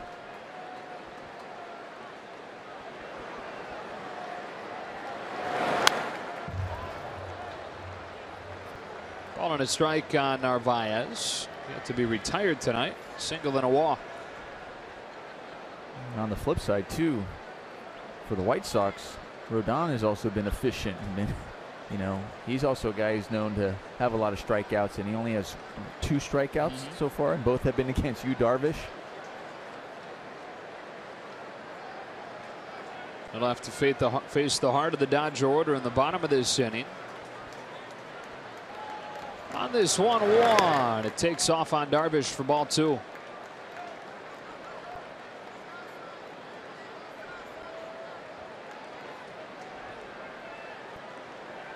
Three runs on 3 solo home runs in this game. 2-1. I think you could see, I mean, I think this inning also just shows those last couple pitches, just the struggle that Yu has had, even with all of his pitches, his breaking stuff. The pitch before that was supposed to be an off-speed pitch. It wasn't a fastball that he missed with. That was 86. It just didn't do anything. That one buried in the dirt, gets by Barnes. Up to third goes Delmonico. And then that one has the bite, the late break.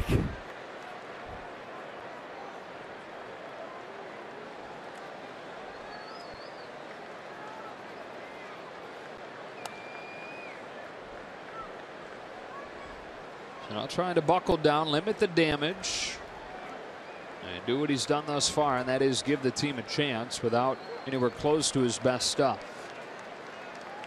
This will be his 90th pitch of the game. 3-2 on Omar Narvaez.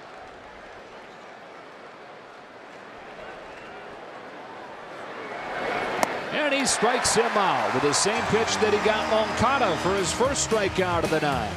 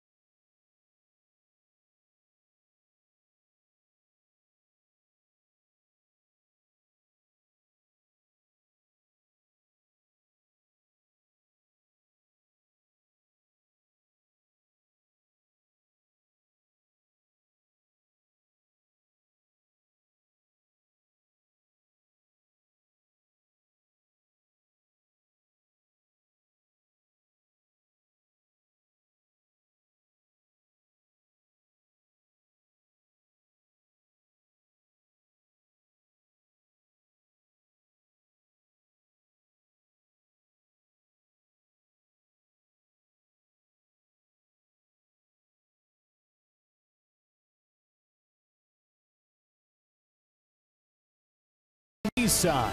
Choose Nissan today for great offers on our most exciting lineup ever. Shop ChooseNissan.com. And by Carl's Jr., the charbroiled chicken sandwiches with no antibiotics ever. only at Carl's Jr. For the third time tonight, the Dodgers trail by a run on a solo home run. 3-2 to the bottom of the sixth. Carlos Rodon back out there to face the heart of the Dodger order. Seager, Turner, and Hernandez coming up. Seager has 2 of the 4 Dodger hits, singling both times he's seen him, and again did homer against Rodon when he saw him in late July. Couple of North Carolina natives. They've never faced each other, even though they were the same age. Still are, believe it or not. 1-0.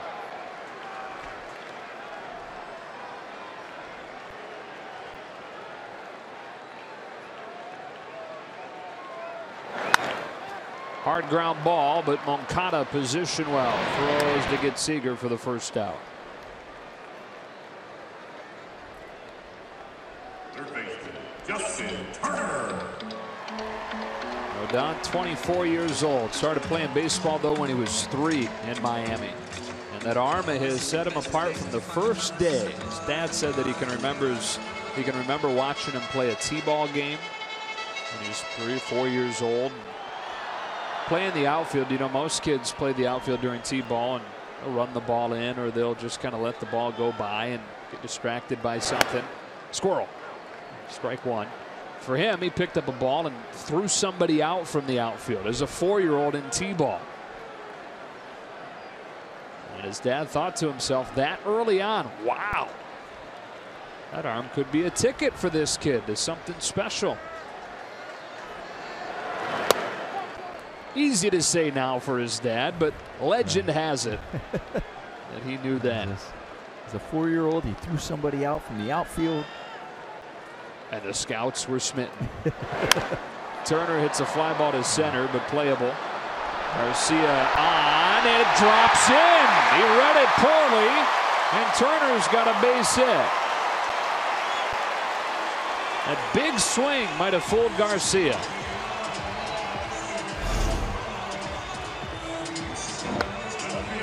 Yeah, not recognizing that the ball was hit off the end of the bat. Oftentimes when you see that swing, and it also didn't, as an outfielder, there's a couple of things too. You also try to listen for the sound too to tell you whether they mishit or not. And it did have a loud sound. So I think that he probably kind of froze and took a couple steps back before realizing, wait a minute, I got to come in on this ball. And then it was too late. And now Kike Hernandez represents the go-ahead run. 3 home runs against Rodon already this year. That is in 4 at-bats. Don't take it personal, Carlos. Kike's been doing it to left-handers all season long. 3rd in baseball in home runs against left-handed pitching. Pokes it foul. We look at our Volkswagen replay back on that home run that tied the game in the 2nd or in the 4th. That was a fastball over the middle of the plate, and Kike with a good swing staying on it and driving it back up the middle, not pulling off with that fastball.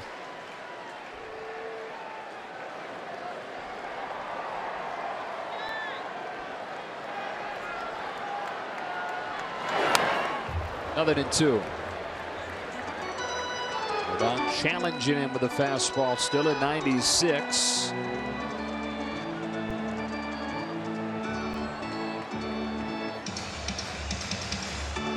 So on the 3 home runs against Rodon now, 1 on a slider, 2 on a fastball. Been utilizing his changeup more frequently lately. Has him in an 0-2 count. Throws ball 1. Kike also doesn't like hitting singles. No. I mean, coming into this game, of his 51 hits, 32, over half, over 60% of his hits. Way over half. Yeah, extra base hits.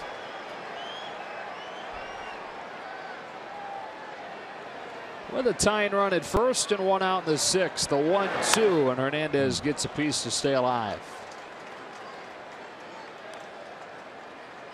Hitting cleanup today. The third time. First time, though, since May. It's been Cody Bellinger almost every day.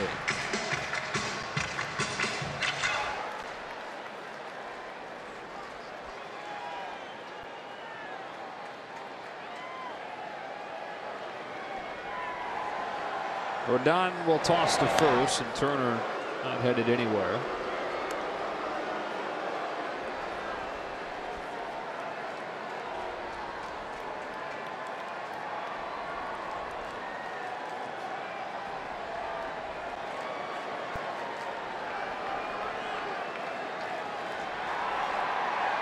Now the 1-2, and Turner runs. Throw to second, not in time. So the tying run in scoring position. The count on Turner goes to 2-2. Or count on Hernandez, beg your pardon. Justin Turner just going on first move, especially after seeing that pickoff. Going, okay, he's not going to come over twice. Going to get a good jump. Get in scoring position. Well, home plate umpire Mike Muchlinski was signaling that the ball was out, but it kind of looked like he was calling strike 3, throwing his hand up like that.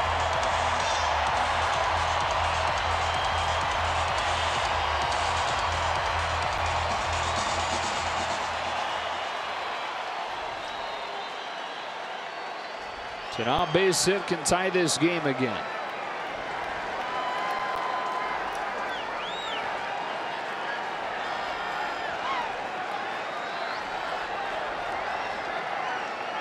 Here comes a 2-2. Full count.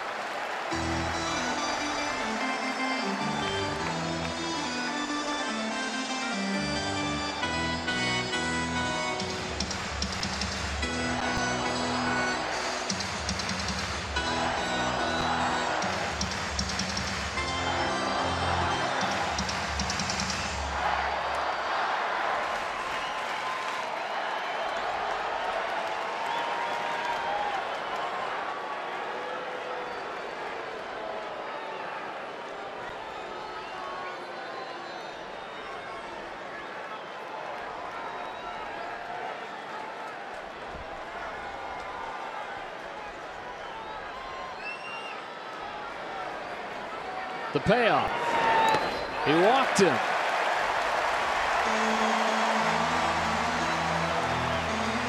Fourth free pass issued by Rodon, and now the go-ahead run reaches, bringing out the pitching coach Don Cooper.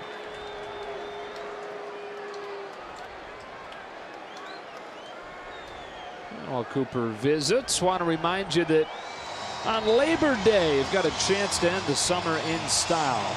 Barbecue glove giveaway with a Dodger logo on it. Brought to you by Security Benefit to the first 40,000 fans in attendance. Be sure to go to Dodgers.com/promotions to learn more. So a 2 on and 1 out. This mound visit to get broken up, and Logan Forsythe will have his chance to face Rodon again, and he seemed to have seen him well so far tonight.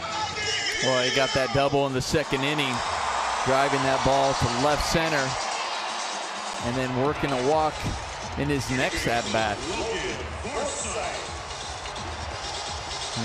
Prior to that double, we were talking about the success Logan Forsythe has had this year against left-handed pitchers.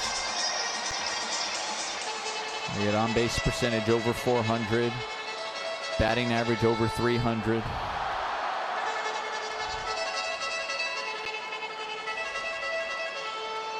One hop the wall with a double his first time, walked his second time.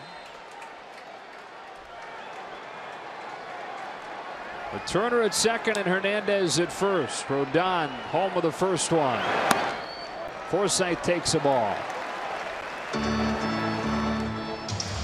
A handshake between Darvish and Roberts.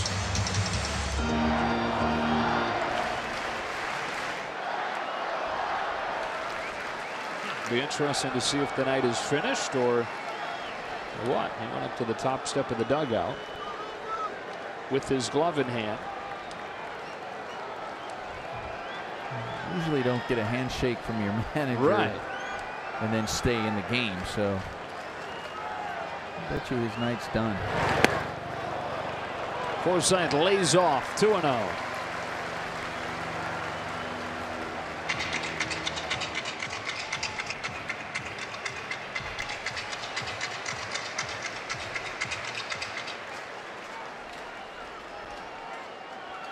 That's something else you don't see too often.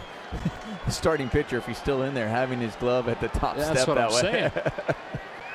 saying. 2-0, and Forsythe grounds it to third. They get one at second and turn a double play. 5-4-3, and the inning is over. On to the seventh. White Sox by a run.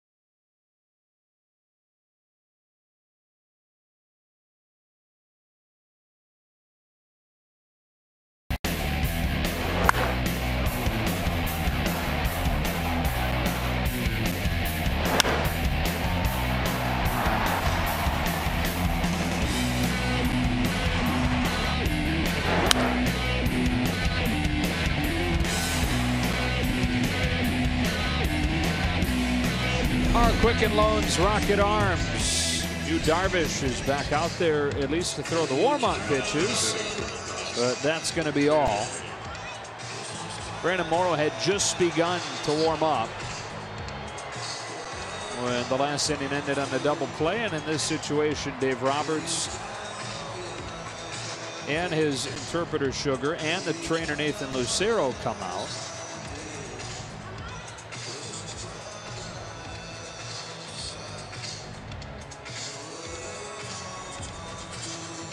Morrow by now should be ready, close to it.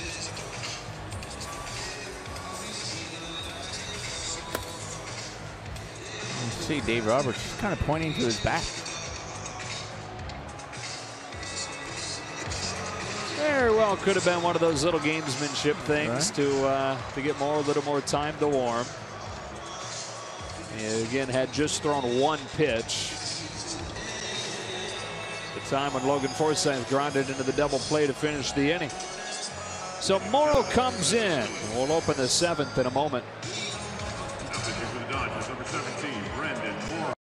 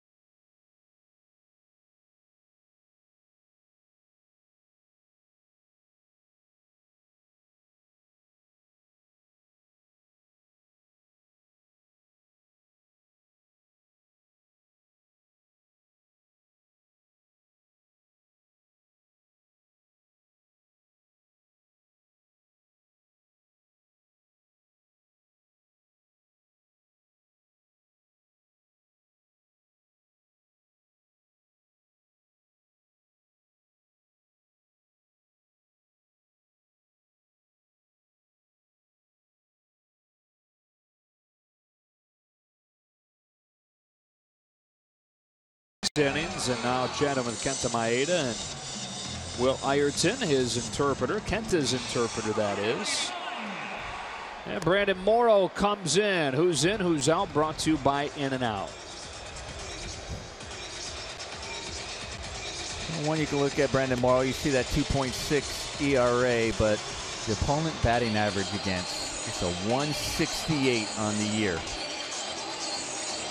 And we were talking about Yu Darvish. We're talking about him hovering around 92, 93 with that fastball where you can get it to 97 and 98 at times. Well, Brandon Morrow, yeah, he'll throw 97 and 98. Even touch 100. He's a winning pitcher in the opener last night. Pitched 1 inning, needed only 10 pitches to retire the side in order. That was the 8th, where the Dodgers then in the bottom half would score the 5 runs to win it. 8, 9, and 1 coming up in the order for Chicago. That's Tim Anderson, Carlos Rodon, and then Leury Garcia. Anderson, who will lead off the inning, is the guy that homered on the first pitch of the game last night. It happened again tonight. If you just happen to be joining us, Leury Garcia homered off Darvish on the very first pitch. First time in the history of the White Sox that the first batter hit the first pitch out on consecutive days. It actually happened against the White Sox earlier this year, though. The Padres in May had Matt Caesar homer on the first pitch against Miguel Gonzalez, and then a day later Manny Margot did it to Dylan Covey. So they were taking notes. Yeah, I guess. And waited 3 months to implement what they learned. White Sox have dropped 3 in a row after a 4-game winning streak that included sweeping Houston. Overall, the worst record in the American League at 45 and 71.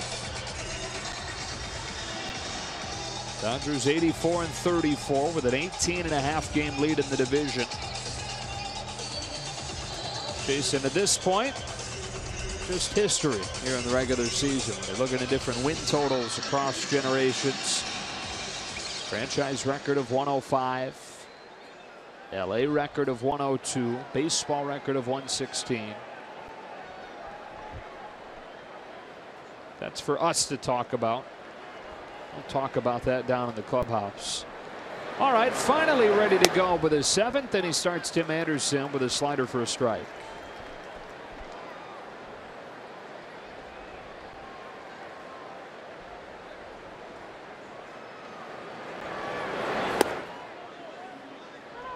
One ball, one strike.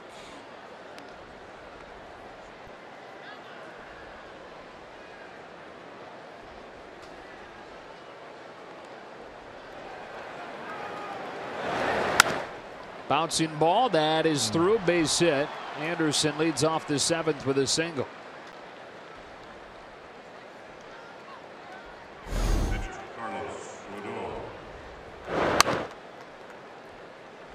Wasn't hit really hard, but it was definitely good placement.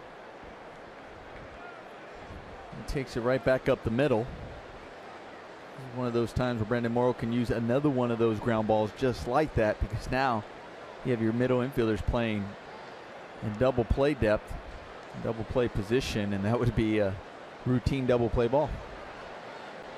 With the pitcher and Rodon up.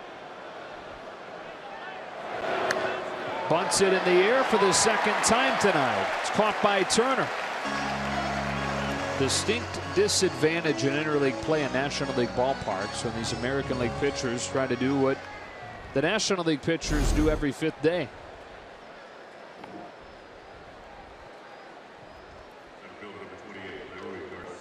Definitely. You know, you hear about pitchers taking golf clubs on the road and getting around to golfing. And I remember there was, when I was over there in the American League, some of the pitchers would take their golf clubs. And I wasn't mad that they played golf. I was more jealous because they would do that in between starts. But at the same time, after playing a lot of interleague, I also didn't mind it because there was times when pitchers wouldn't. Or not that they wouldn't, but I was thinking, I go, they don't swing the bat too often. When we go to interleague, there were times where pitchers would actually get hurt because they're not used to that rotation and swinging a bat. They don't do it that often in these interleague games, and that was always a fear. And I thought, well, you know, if they're doing golf or at least doing some sort of rotation over the course of the year, that they, you know, maybe less susceptible to injuries because their body's actually feeling that rotation. So then I didn't really mind them playing golf, other than being jealous. But I also thought of it from that sense where some of these guys in the American League golfing might help them. Did your very non-scientific glance at it reveal that the guys that golfed got injured last hitting? I never really looked at it that, you know, I just gave them a benefit. I just to convince myself that it was okay. Right. You're just strengthening your obliques, man. Try to get rid of the jealousy and that they can do that. Anderson leaning at first, not running. Hard hit to second. Forsythe on his second try digs it out, but it costs him a double play.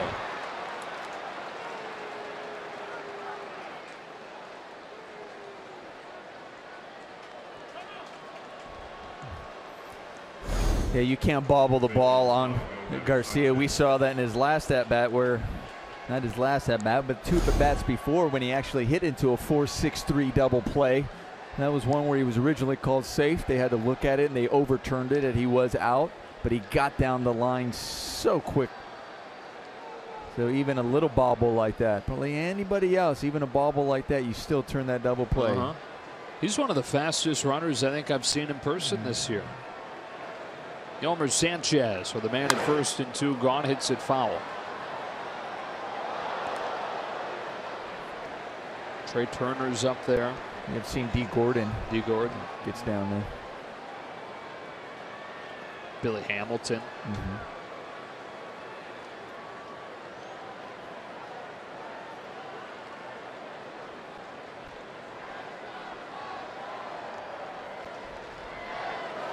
Brandon Morrow, after a long pause, pushes off with an 0-1 that's fouled off. Quickly 0-2. Watch Garcia get up the line.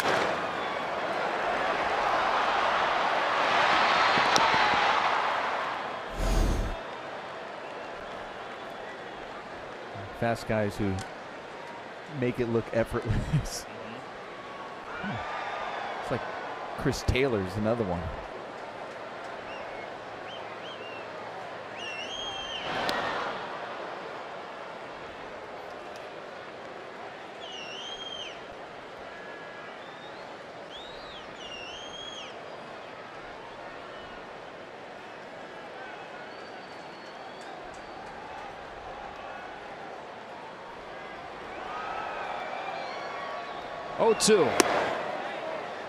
Able to lay off a high fastball to 99.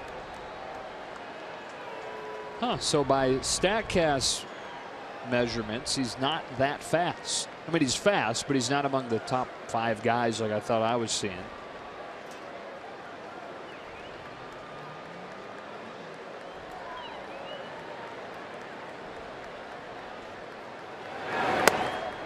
Two and 2. In fact, 2 spots behind Chris Bryant. This is by top sprint speed. Fastest guy, Billy Hamilton. Byron Buxton of the Twins second. And you got your guy D. Gordon there in the 5 spot. To the 2-2 again.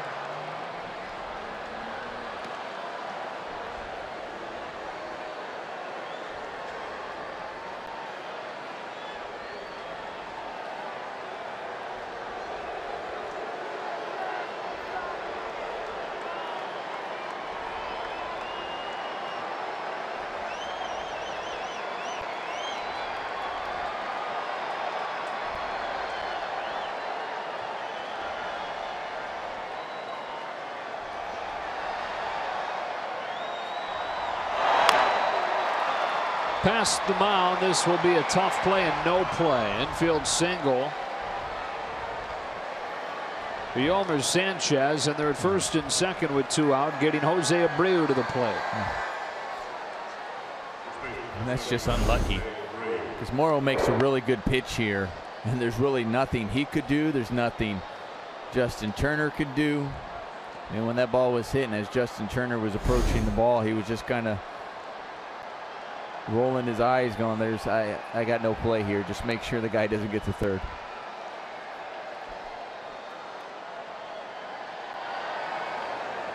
Now the big Cuban slugger Abreu, who homered his last time up. On his way to a 4th consecutive season of hitting 25 homers. And if he can pick up the pace a little bit, 100 RBIs. All 4 seasons he's been in the bigs.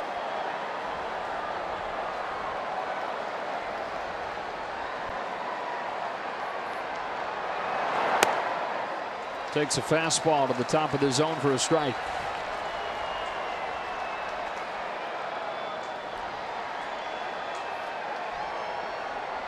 Garcia at second, Sanchez at first, and a 1-run game in the 7th inning. Cingrani and Stripling both ready to go.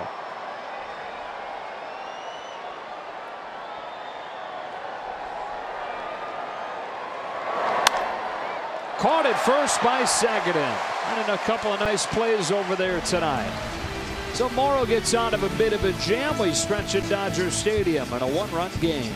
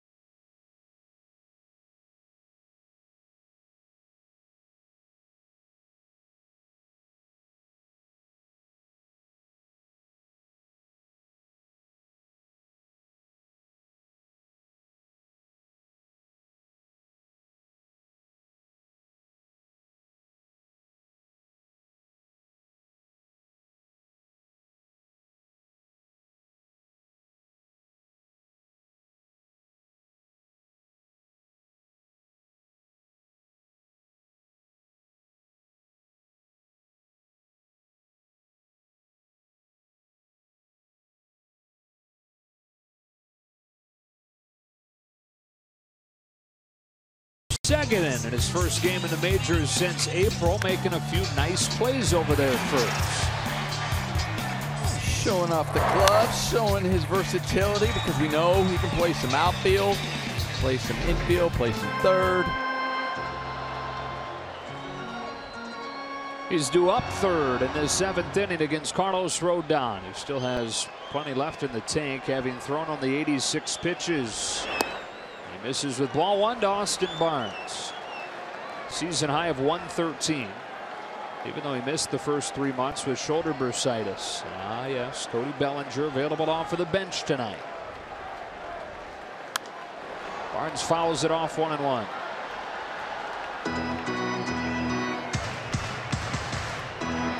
We said it last night. We said it off of the top tonight. The question this year has not been will they come back. It's when and who. 2-1 on Barnes. Last night it was the 8th when they struck for the 5 runs to break the 1-1 tie. It was the 6th when they got their first run. The 2-1. Strike 2.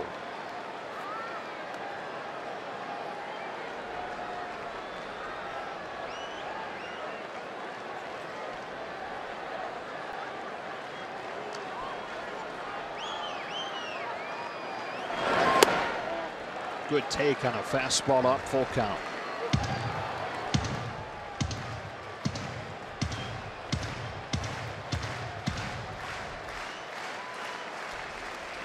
Puig second in to follow in the inning. Dodgers down by a run. Austin Barnes leading off, hitting a hard ground ball foul.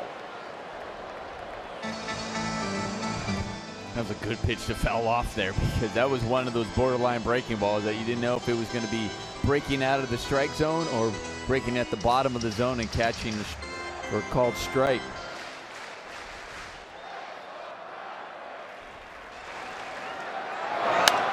Barnes shoots one to first, stabbed by Abreu, who gets to his feet and takes it to the bag.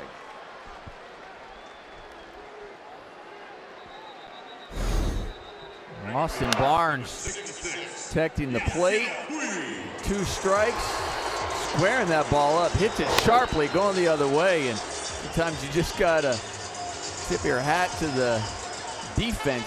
Abreu making a fine play, staying on that ball. 1 out. Here's Puig.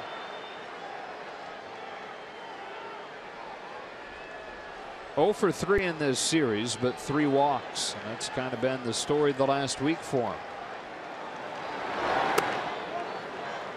Backdoor pitch missed up, ball 1. Last hit came on Wednesday night last week. Cody Bellinger perhaps to hit in this inning. Strike 1. It's in the pitcher's spot that he's right now ticketed to come up.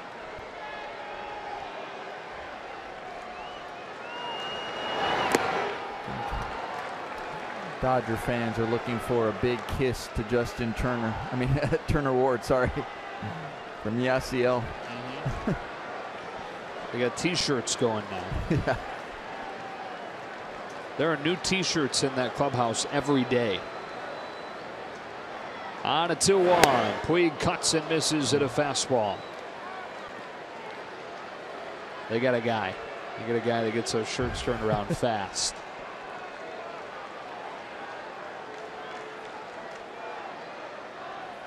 Rodon strikes him out. First time Rodon has K'd somebody other than Yu Darvish in this one. 2 away. Well, Adrian Gonzalez is part of a dynamic duo when it comes to selfies on the field.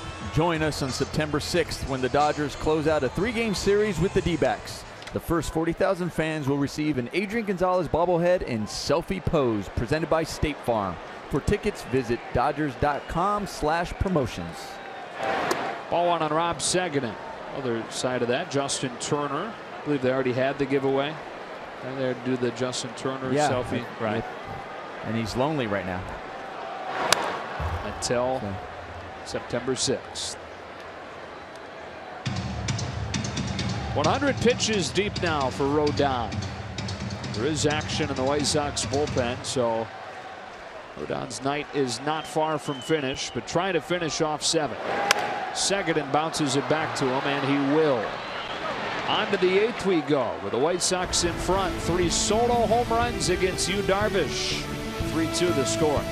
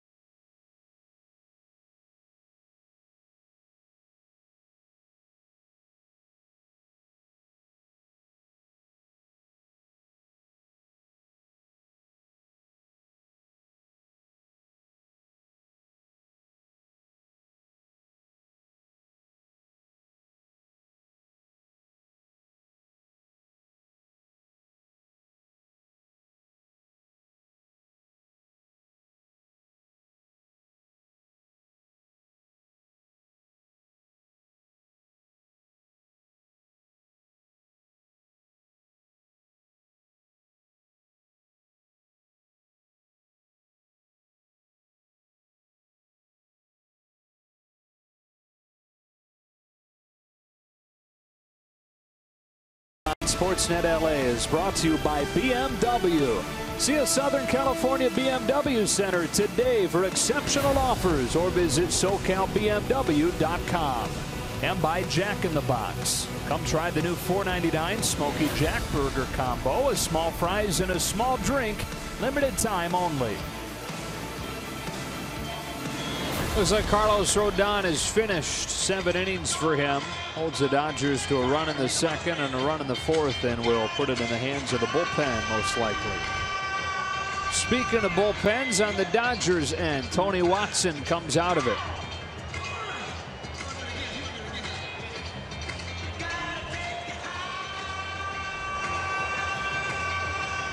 Face the middle third of the White Sox order: Delmonico, Garcia, Moncada. Native of Iowa. He's always one of the smaller kids growing up there. Always one of the best athletes, but was undersized. Delmonico goes after the first pitch, hooking to the pole, and on the inside the pole, he hits his second home run of the night.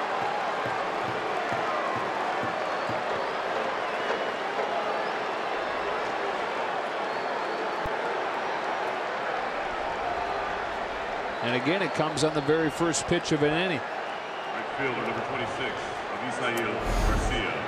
I was just thinking about that, Joe. Wondering what the scouting report was for today, because we have seen this White Sox lineup just swing on the first pitch and attack it and be successful in doing so.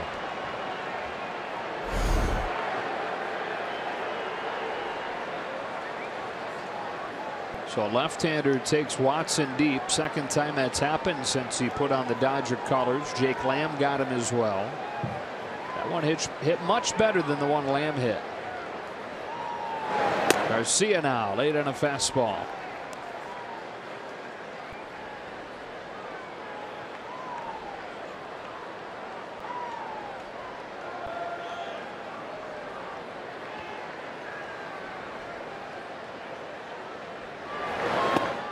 Back foot with a slider, strike two.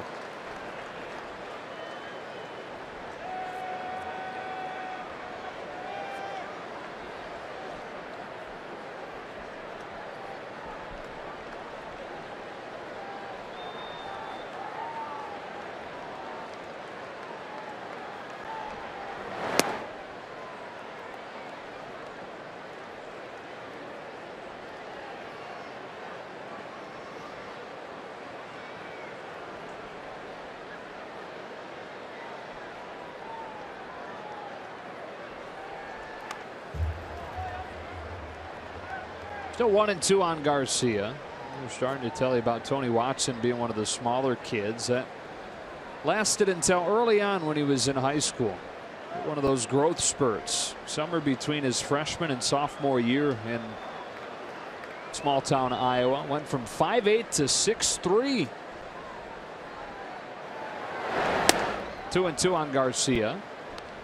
Was a star in 3 different sports. Quarterback of the football team, played for his dad Steve, who's still around there in Iowa, is actively involved where he went to high school. He's the athletic director.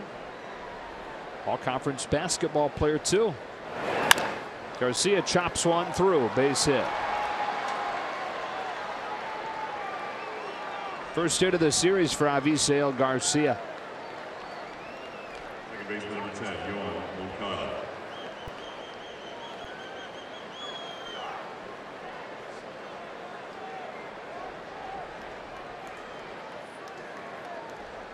So Garcia gets his first hit of the series. Moncada still searching for his. 0 for 7 so far with 4 strikeouts.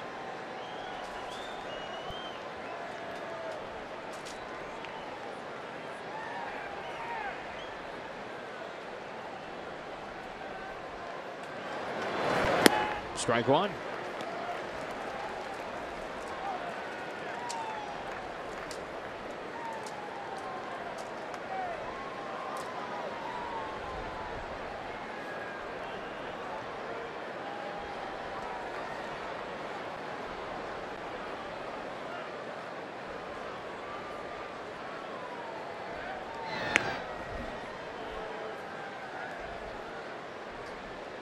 we've seen from this Dodger club all year long is you're going, just keep it right there. Just keep it, and this is what they end up, this is what they're thinking on the field. Like, just keep it within 1 or 2. Still got 2 more innings of coming up to the plate. That's all we need. And they'll have the top of the order coming up before it's all said and done. 9-1-2 in the 8th. Then again, Cody Bellinger available off of the bench tonight. So is Chase Utley. So is Yasmani Grandal. A lot of triggers for Dave Roberts to pull.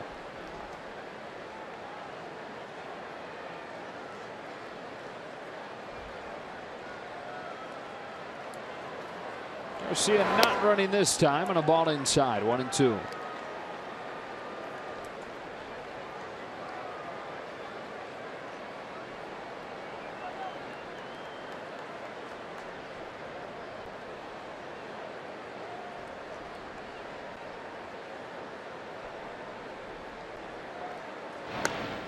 The White Sox are headed for a 5th consecutive losing season.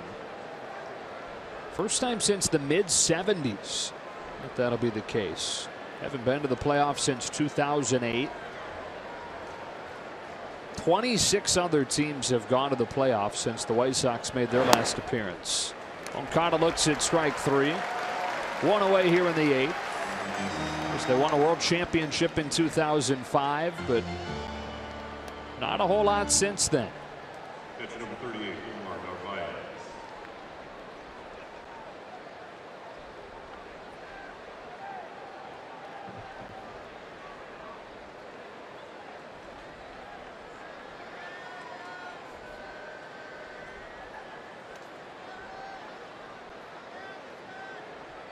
With 1 out in the 8th, the catcher Narvaez climbs in.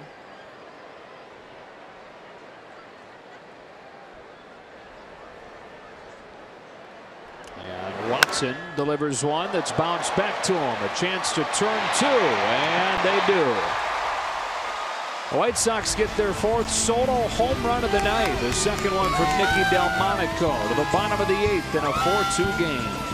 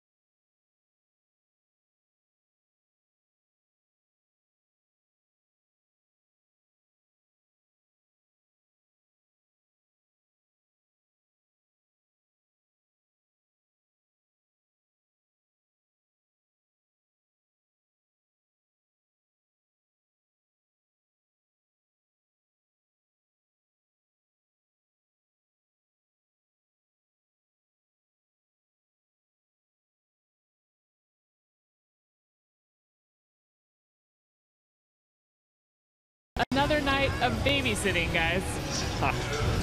Jerry, she got some help from Ned, though. Let's be honest, it's really just Jerry they've got to worry about. 4-2 to the bottom of the 8th, and look who it is. Carlos Rodon stays in the game. He's only thrown 101, I guess, so not too huge of a surprise because he's thrown 113 in a game earlier this year. Dave Roberts begins to use his chess pieces off of the bench. Chase Utley to lead off the inning with the top of the order to follow.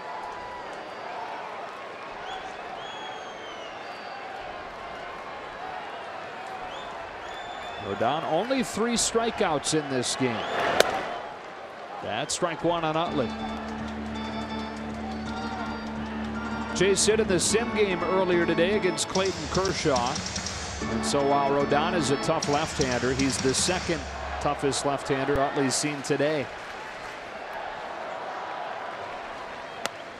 Behind 0-2.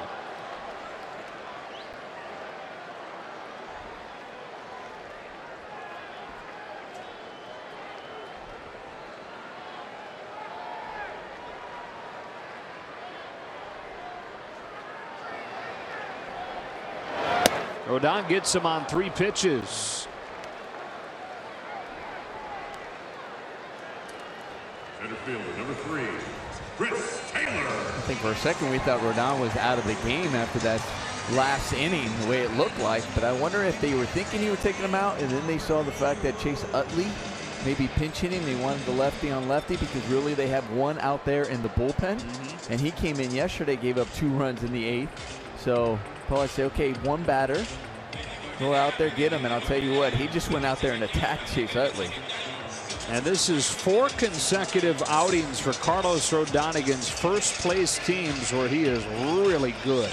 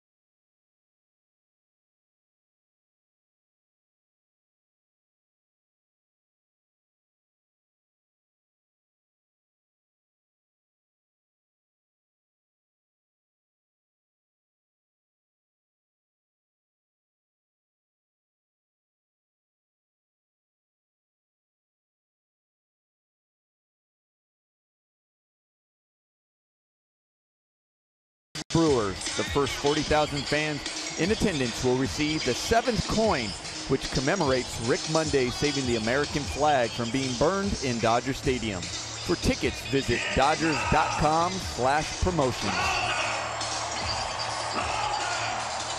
Into the White Sox bullpen we go. Juan Minaya, who was the losing pitcher in last night's game, pitched 1 1/3, walked 1, gave up a hit. And the man that he gave up the hit to, Justin Turner, eventually turned into the winning run when Jock Peterson was hit. Taylor takes ball 1. Is a very depleted White Sox bullpen. They have traded just about every good piece, every name out of that pen since the deadline. Tyler Clippard, Dan Jennings, Tommy Kahnle. That's a high fly ball to left center field, but he hooked it off the end of the barrel, and it's caught by Delmonico. Going down that list, Anthony Swarzak, David Robertson. 5 relievers have been traded since the All-Star break. Well, you said it, Joe, coming into this game. White Sox rebuilding year. And really did a lot to bolster their minor league system, prospects. And we also touched on it too. Some of these young rookies getting called up, getting an opportunity to leave a lasting impression, especially going into the next season. Such as Nicky Delmonico. Jeez. 2 home runs tonight. Seager hits it foul, and it's 1-1. 4 home runs tonight for Chicago total. And a 4-2 lead on 4 solo shots. Seager looking for his 3rd hit and trying to bring Justin Turner up to represent the tying run here in the 8th. Manaya's 1-1. Seager gets under it. That will reach the seats. Strike 2.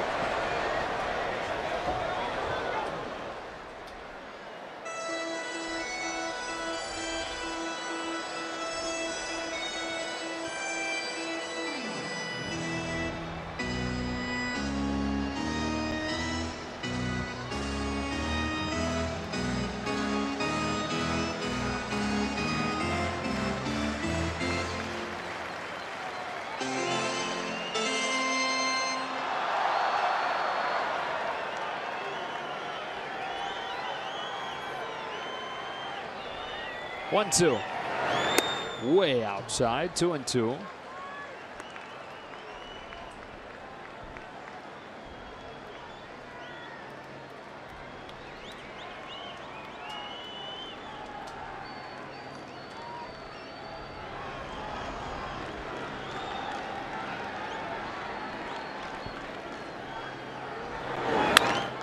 In the air to center.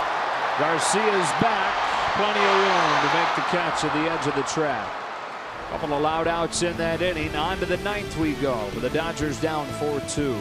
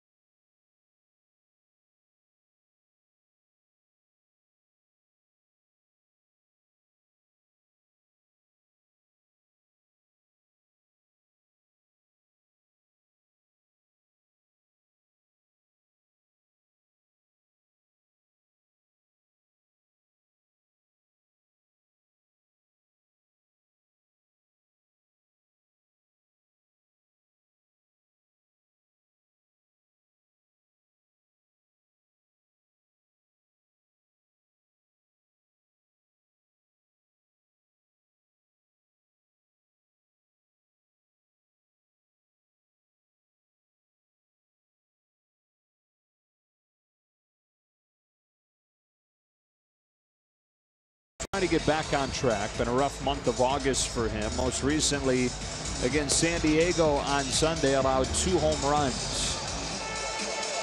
That was on Friday against San Diego, beg your pardon.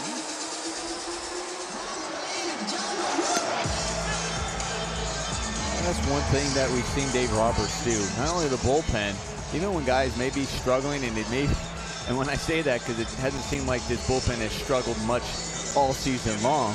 Those guys may be struggling. He's going to say he's going to keep going you out there. He's going to show you that he believes in you.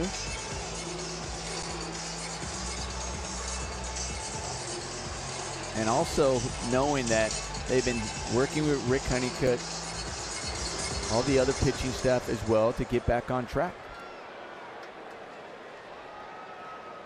Tim Anderson to lead off the 9th. 8-9-1, and Stripling trying to keep it right here. He's in there with strike 1. Dodgers have Turner, Hernandez, and Forsythe due up. Cody Bellinger and Yasmani Grandal still available.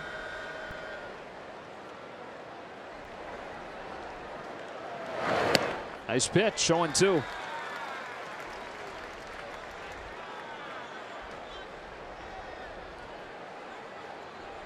Off tomorrow, then it's on to Detroit for a rare series with the Tigers opening on Friday. Rich Hill for the Dodgers, Jordan Zimmerman for the Tigers.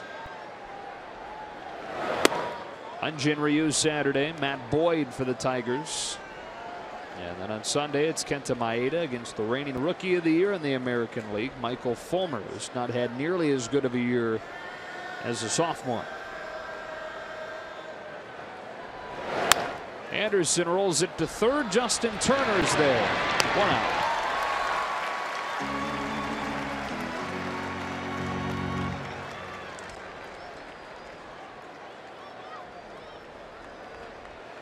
Hitter number 20, Tyler Saladino. Tyler Saladino, one of the best mustaches in baseball.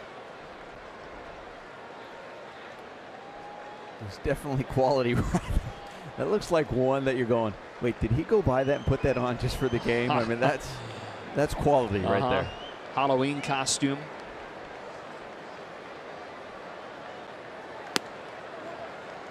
As you think ahead to the bottom of this 9th inning, the White Sox, with all those moves they made trading relief arms, they don't have a single pitcher down there that has a save this year.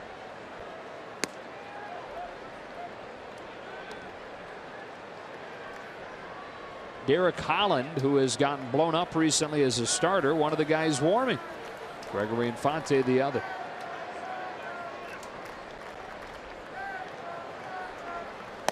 Two and one.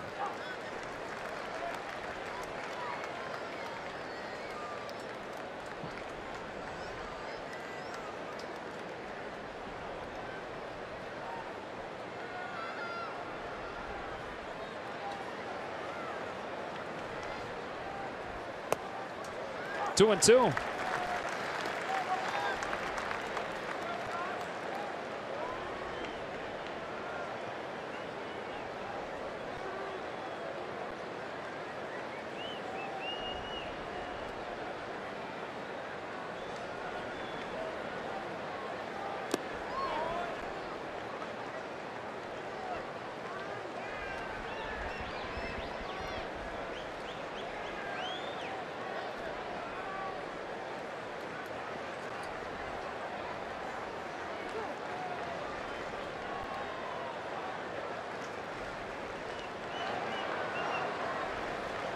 Stripling strikes him out looking.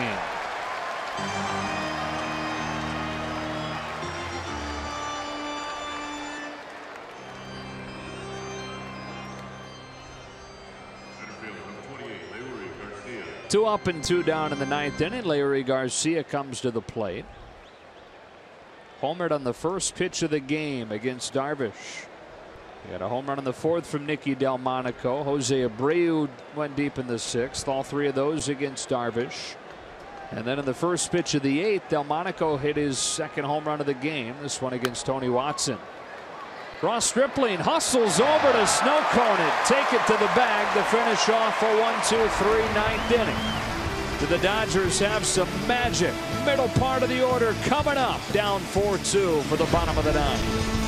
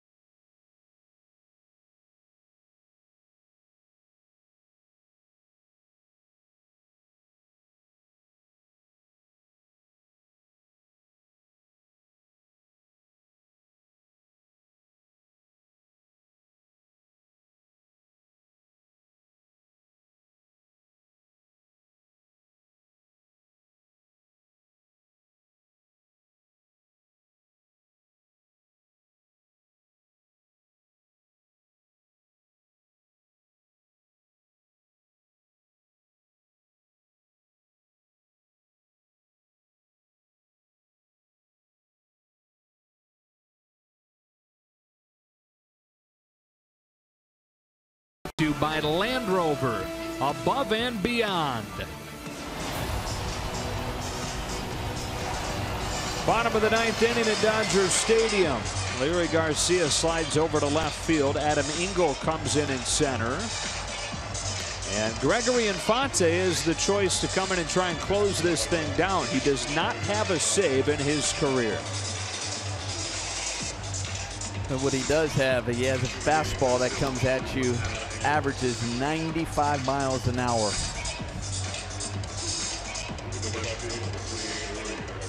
Part of the order coming up. It'll be Turner. And then on deck is Cody Bellinger. Dodgers hoping that Turner can get on and make Bellinger represent the tying run. Justin Turner.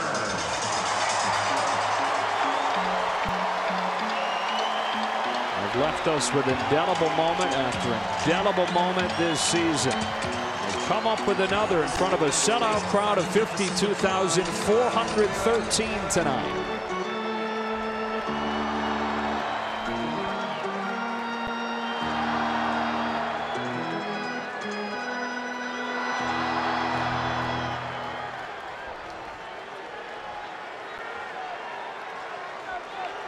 Infante to Turner to open the ninth. With a fastball at 96 for a strike. You know, and to your point, how you're talking about the White Sox not having a guy who has a save in that bullpen or don't have a closer, true closer. I mean, here they are starting the ninth, and you have a righty and a lefty still warming up in the bullpen. 1-1. They may match their way through this ninth inning.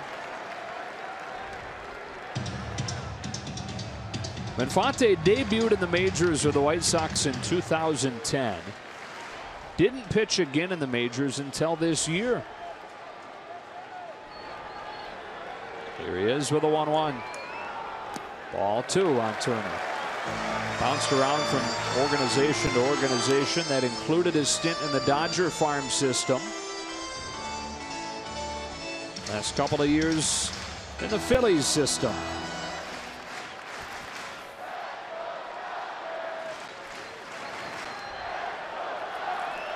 And a 4-2 game in the ninth is 2-1. Low and inside on Turner for ball 3. And now they're starting to sense it with him on deck.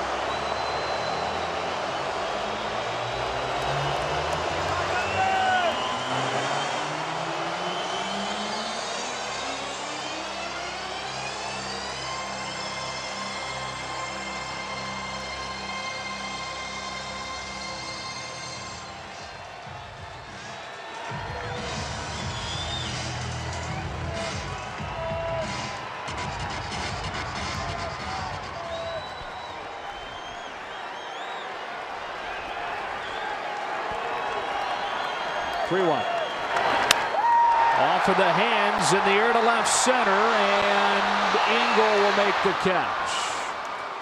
Infante made the pitch to get Turner, and he'll face Bellinger with the bases empty.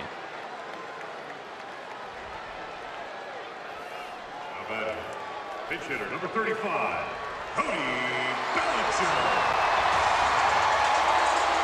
Actually, he's not going to face Bellinger. It looks like they will use matchups to get their way through this ninth inning as Rick Renteria comes out.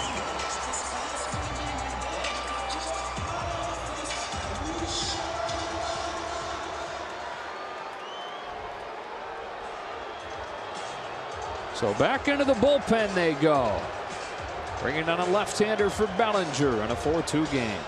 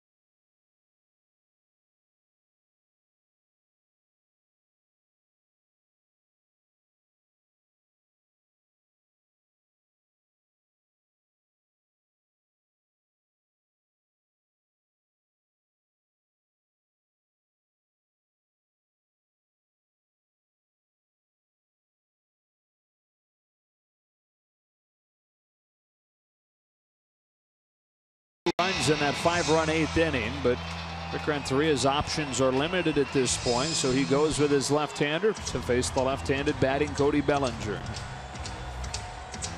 In case you're wondering back home whether Cody Bellinger has any pinch hits this year, he's 1 for 1 with a base on balls in pinch hits this year. Sitting a home run shy of the rookie record, Dodger franchise history. And on a tear on this homestand. Not just been the power, but he's been hitting singles. He's been walking. Offensive game continuing to evolve. He takes a sweeping slider for a strike. And he didn't like the call. And that ball looked low.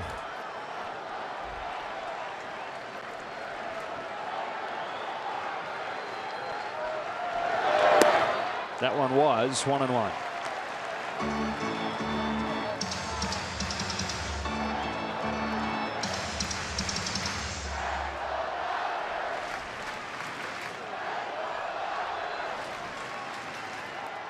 Two on one.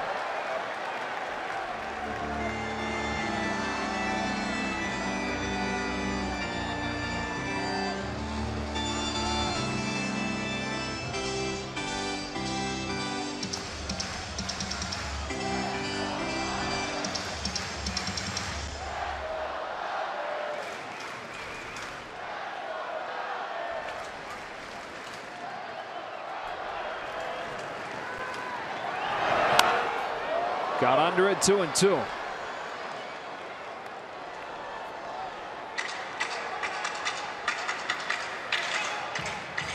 If Bellinger can reach, Logan Forsythe would come up representing the tying run. It'll very likely be against another new White Sox pitcher, though. The 2-2. Bellinger pokes one that'll sneak through for a base hit. Another wonderful piece of two-strike hitting from Cody Bellinger to get the tying run to the plate. Amazing about Cody Bellinger is how, as he's swinging, the adjustments he's able to make in the course of his swing, because it looks like he has such a big swing, but he really has a short swing to the ball, but a big follow-through. So even as that pitch coming, there's an adjustment. You notice how he kind of just went down, kind of pokes the back out there, barrels the ball up, gets it up the middle. And Rick Renteria will call on a third pitcher for a third hitter in this inning. There's only so many guys down there, though. He can only do this for so long. Jake Petrichka, the next man in. The Dodgers threatening to do it again.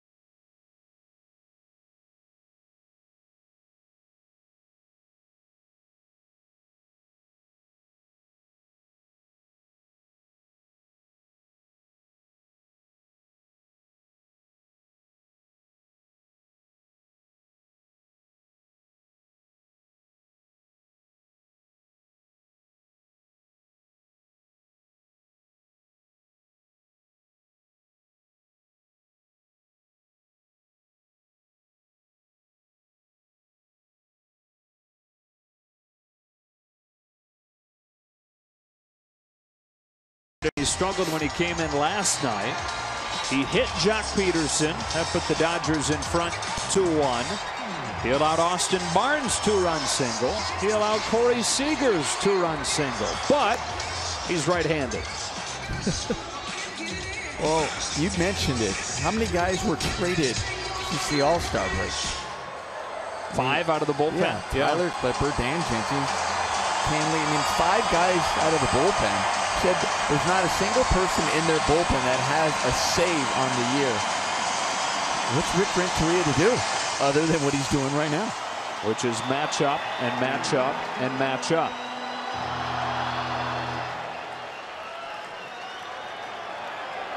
Bellinger's 1-out single brings Forsythe up in a 2-run game.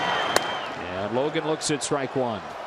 And you were talking about, when you mentioned saves, you're talking about saves this year in that bullpen. Just Petricka had 14 saves for the White Sox back in 2014. So he has 16 career saves.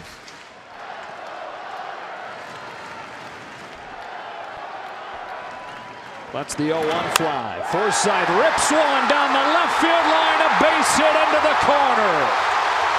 Bellinger's headed home on a Forsythe double. This is a 1-run game.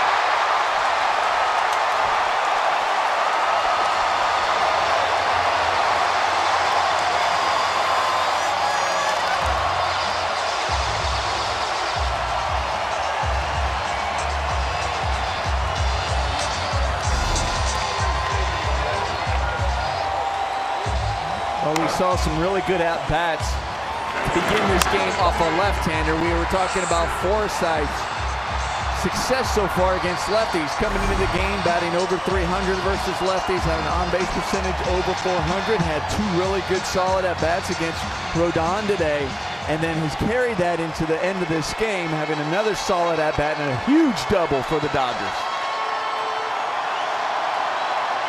Second one of the game for Forsythe, who now represents the tying run in scoring position for Austin Barnes. Ball 1.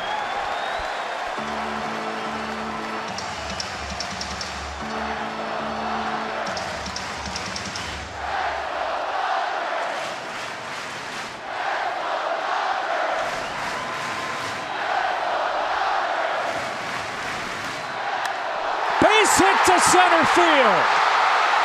They give the stop sign to Forsythe, and probably a good idea. Barnes hit it so hard that Engel was on top of it in the blink of an eye. Winning run on base with a tying run 90 feet away. Well, Austin Barnes, another solid at-bat, taking the ball back up the middle. The problem was he hit it so hard. Also, Logan just kind of froze on that to make sure center fielder had the ball already in his glove before Logan even reached third base, and that's why he had Chris Woodward had to hold him up at third. So Renteria going to his 4th pitcher of the 9th inning. Petrichka gives up the double to Forsythe, the single to Barnes, or is he in fact going to leave him in? Looks like he is, and in fact there's nobody down there warming, so Petrichka is going to stay in and try to figure this thing out.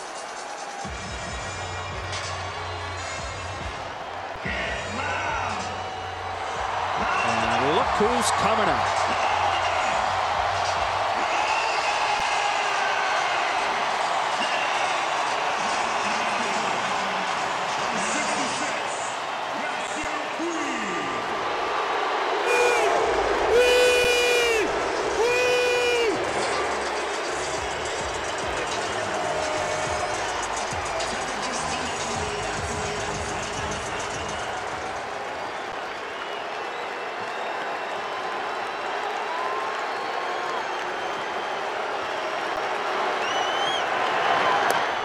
Strike 1.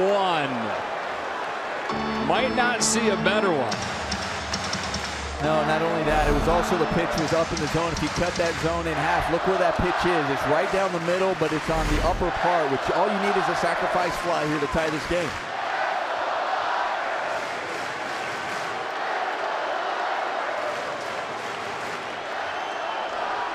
Puig was never known as a clutch hitter, and trying to earn that reputation as one. Takes it in the dirt, 1-1. Coaching staff, Dave Roberts, continue to point back to the home run that he hit in Miami on the first day of the second half as potentially a seminal moment in his career, especially in these biggest moments. Forsythe the tying run. Barnes the winning run.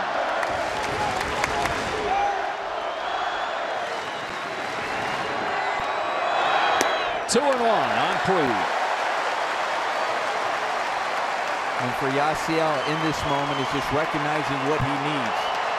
All he needs is to get a ball in the air and first and foremost get that sacrifice fly.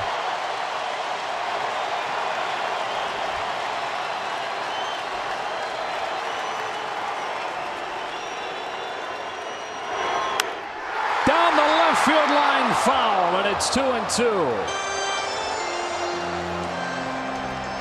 That ball gets into the corner. This game might be over.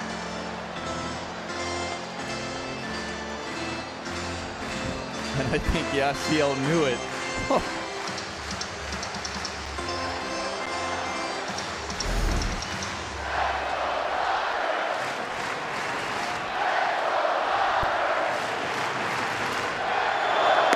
Full count. What a good take by Yasiel Puig. That's a perfect example of what we've seen Yasiel Puig usually go down there and chase.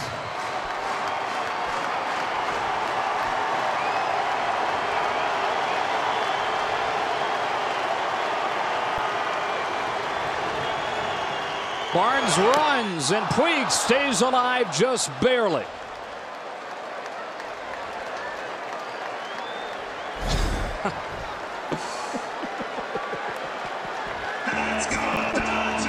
Like only he can. I wonder if they kept that ball and see the bite mark on it.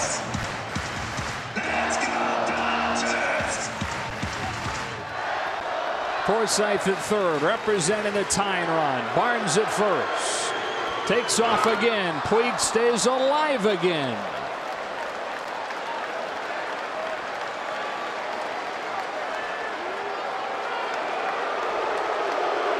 Everybody going to get together on the mound now.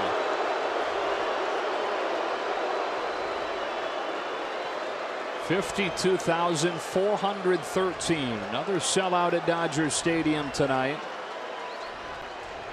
All of them, like all of you at home, probably standing.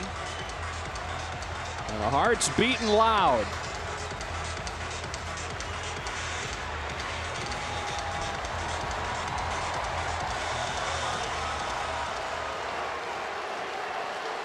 Can Yasiel Puig deliver?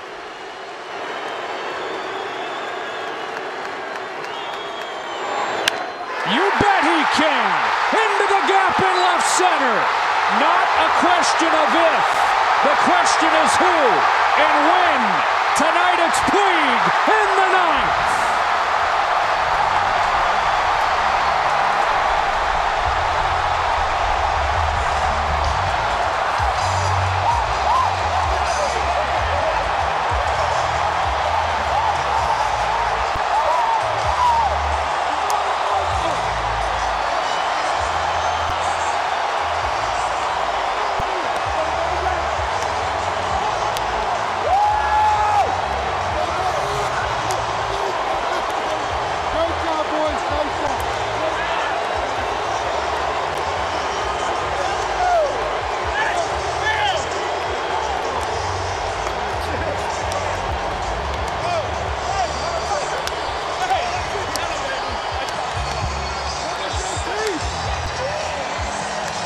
How do you like that, folks? Yasiel Puig, the hero. Did a great job laying off that pitch to work the count and then fouling off pitches down in the zone, borderline pitches, tough pitches that you have to swing at, and then he gets one just a little bit higher and stays on it and comes through in the clutch. The 10th walk-off win of the season for these Dodgers is our Lexus play of the game. What a way to wrap up the homestand. Wow. Can't wait for Friday to get here when the Dodgers will get it going again from Detroit. For Nomar and Kelly and the rest of our crew, Joe Davis saying so long from Dodger Stadium. It happened again.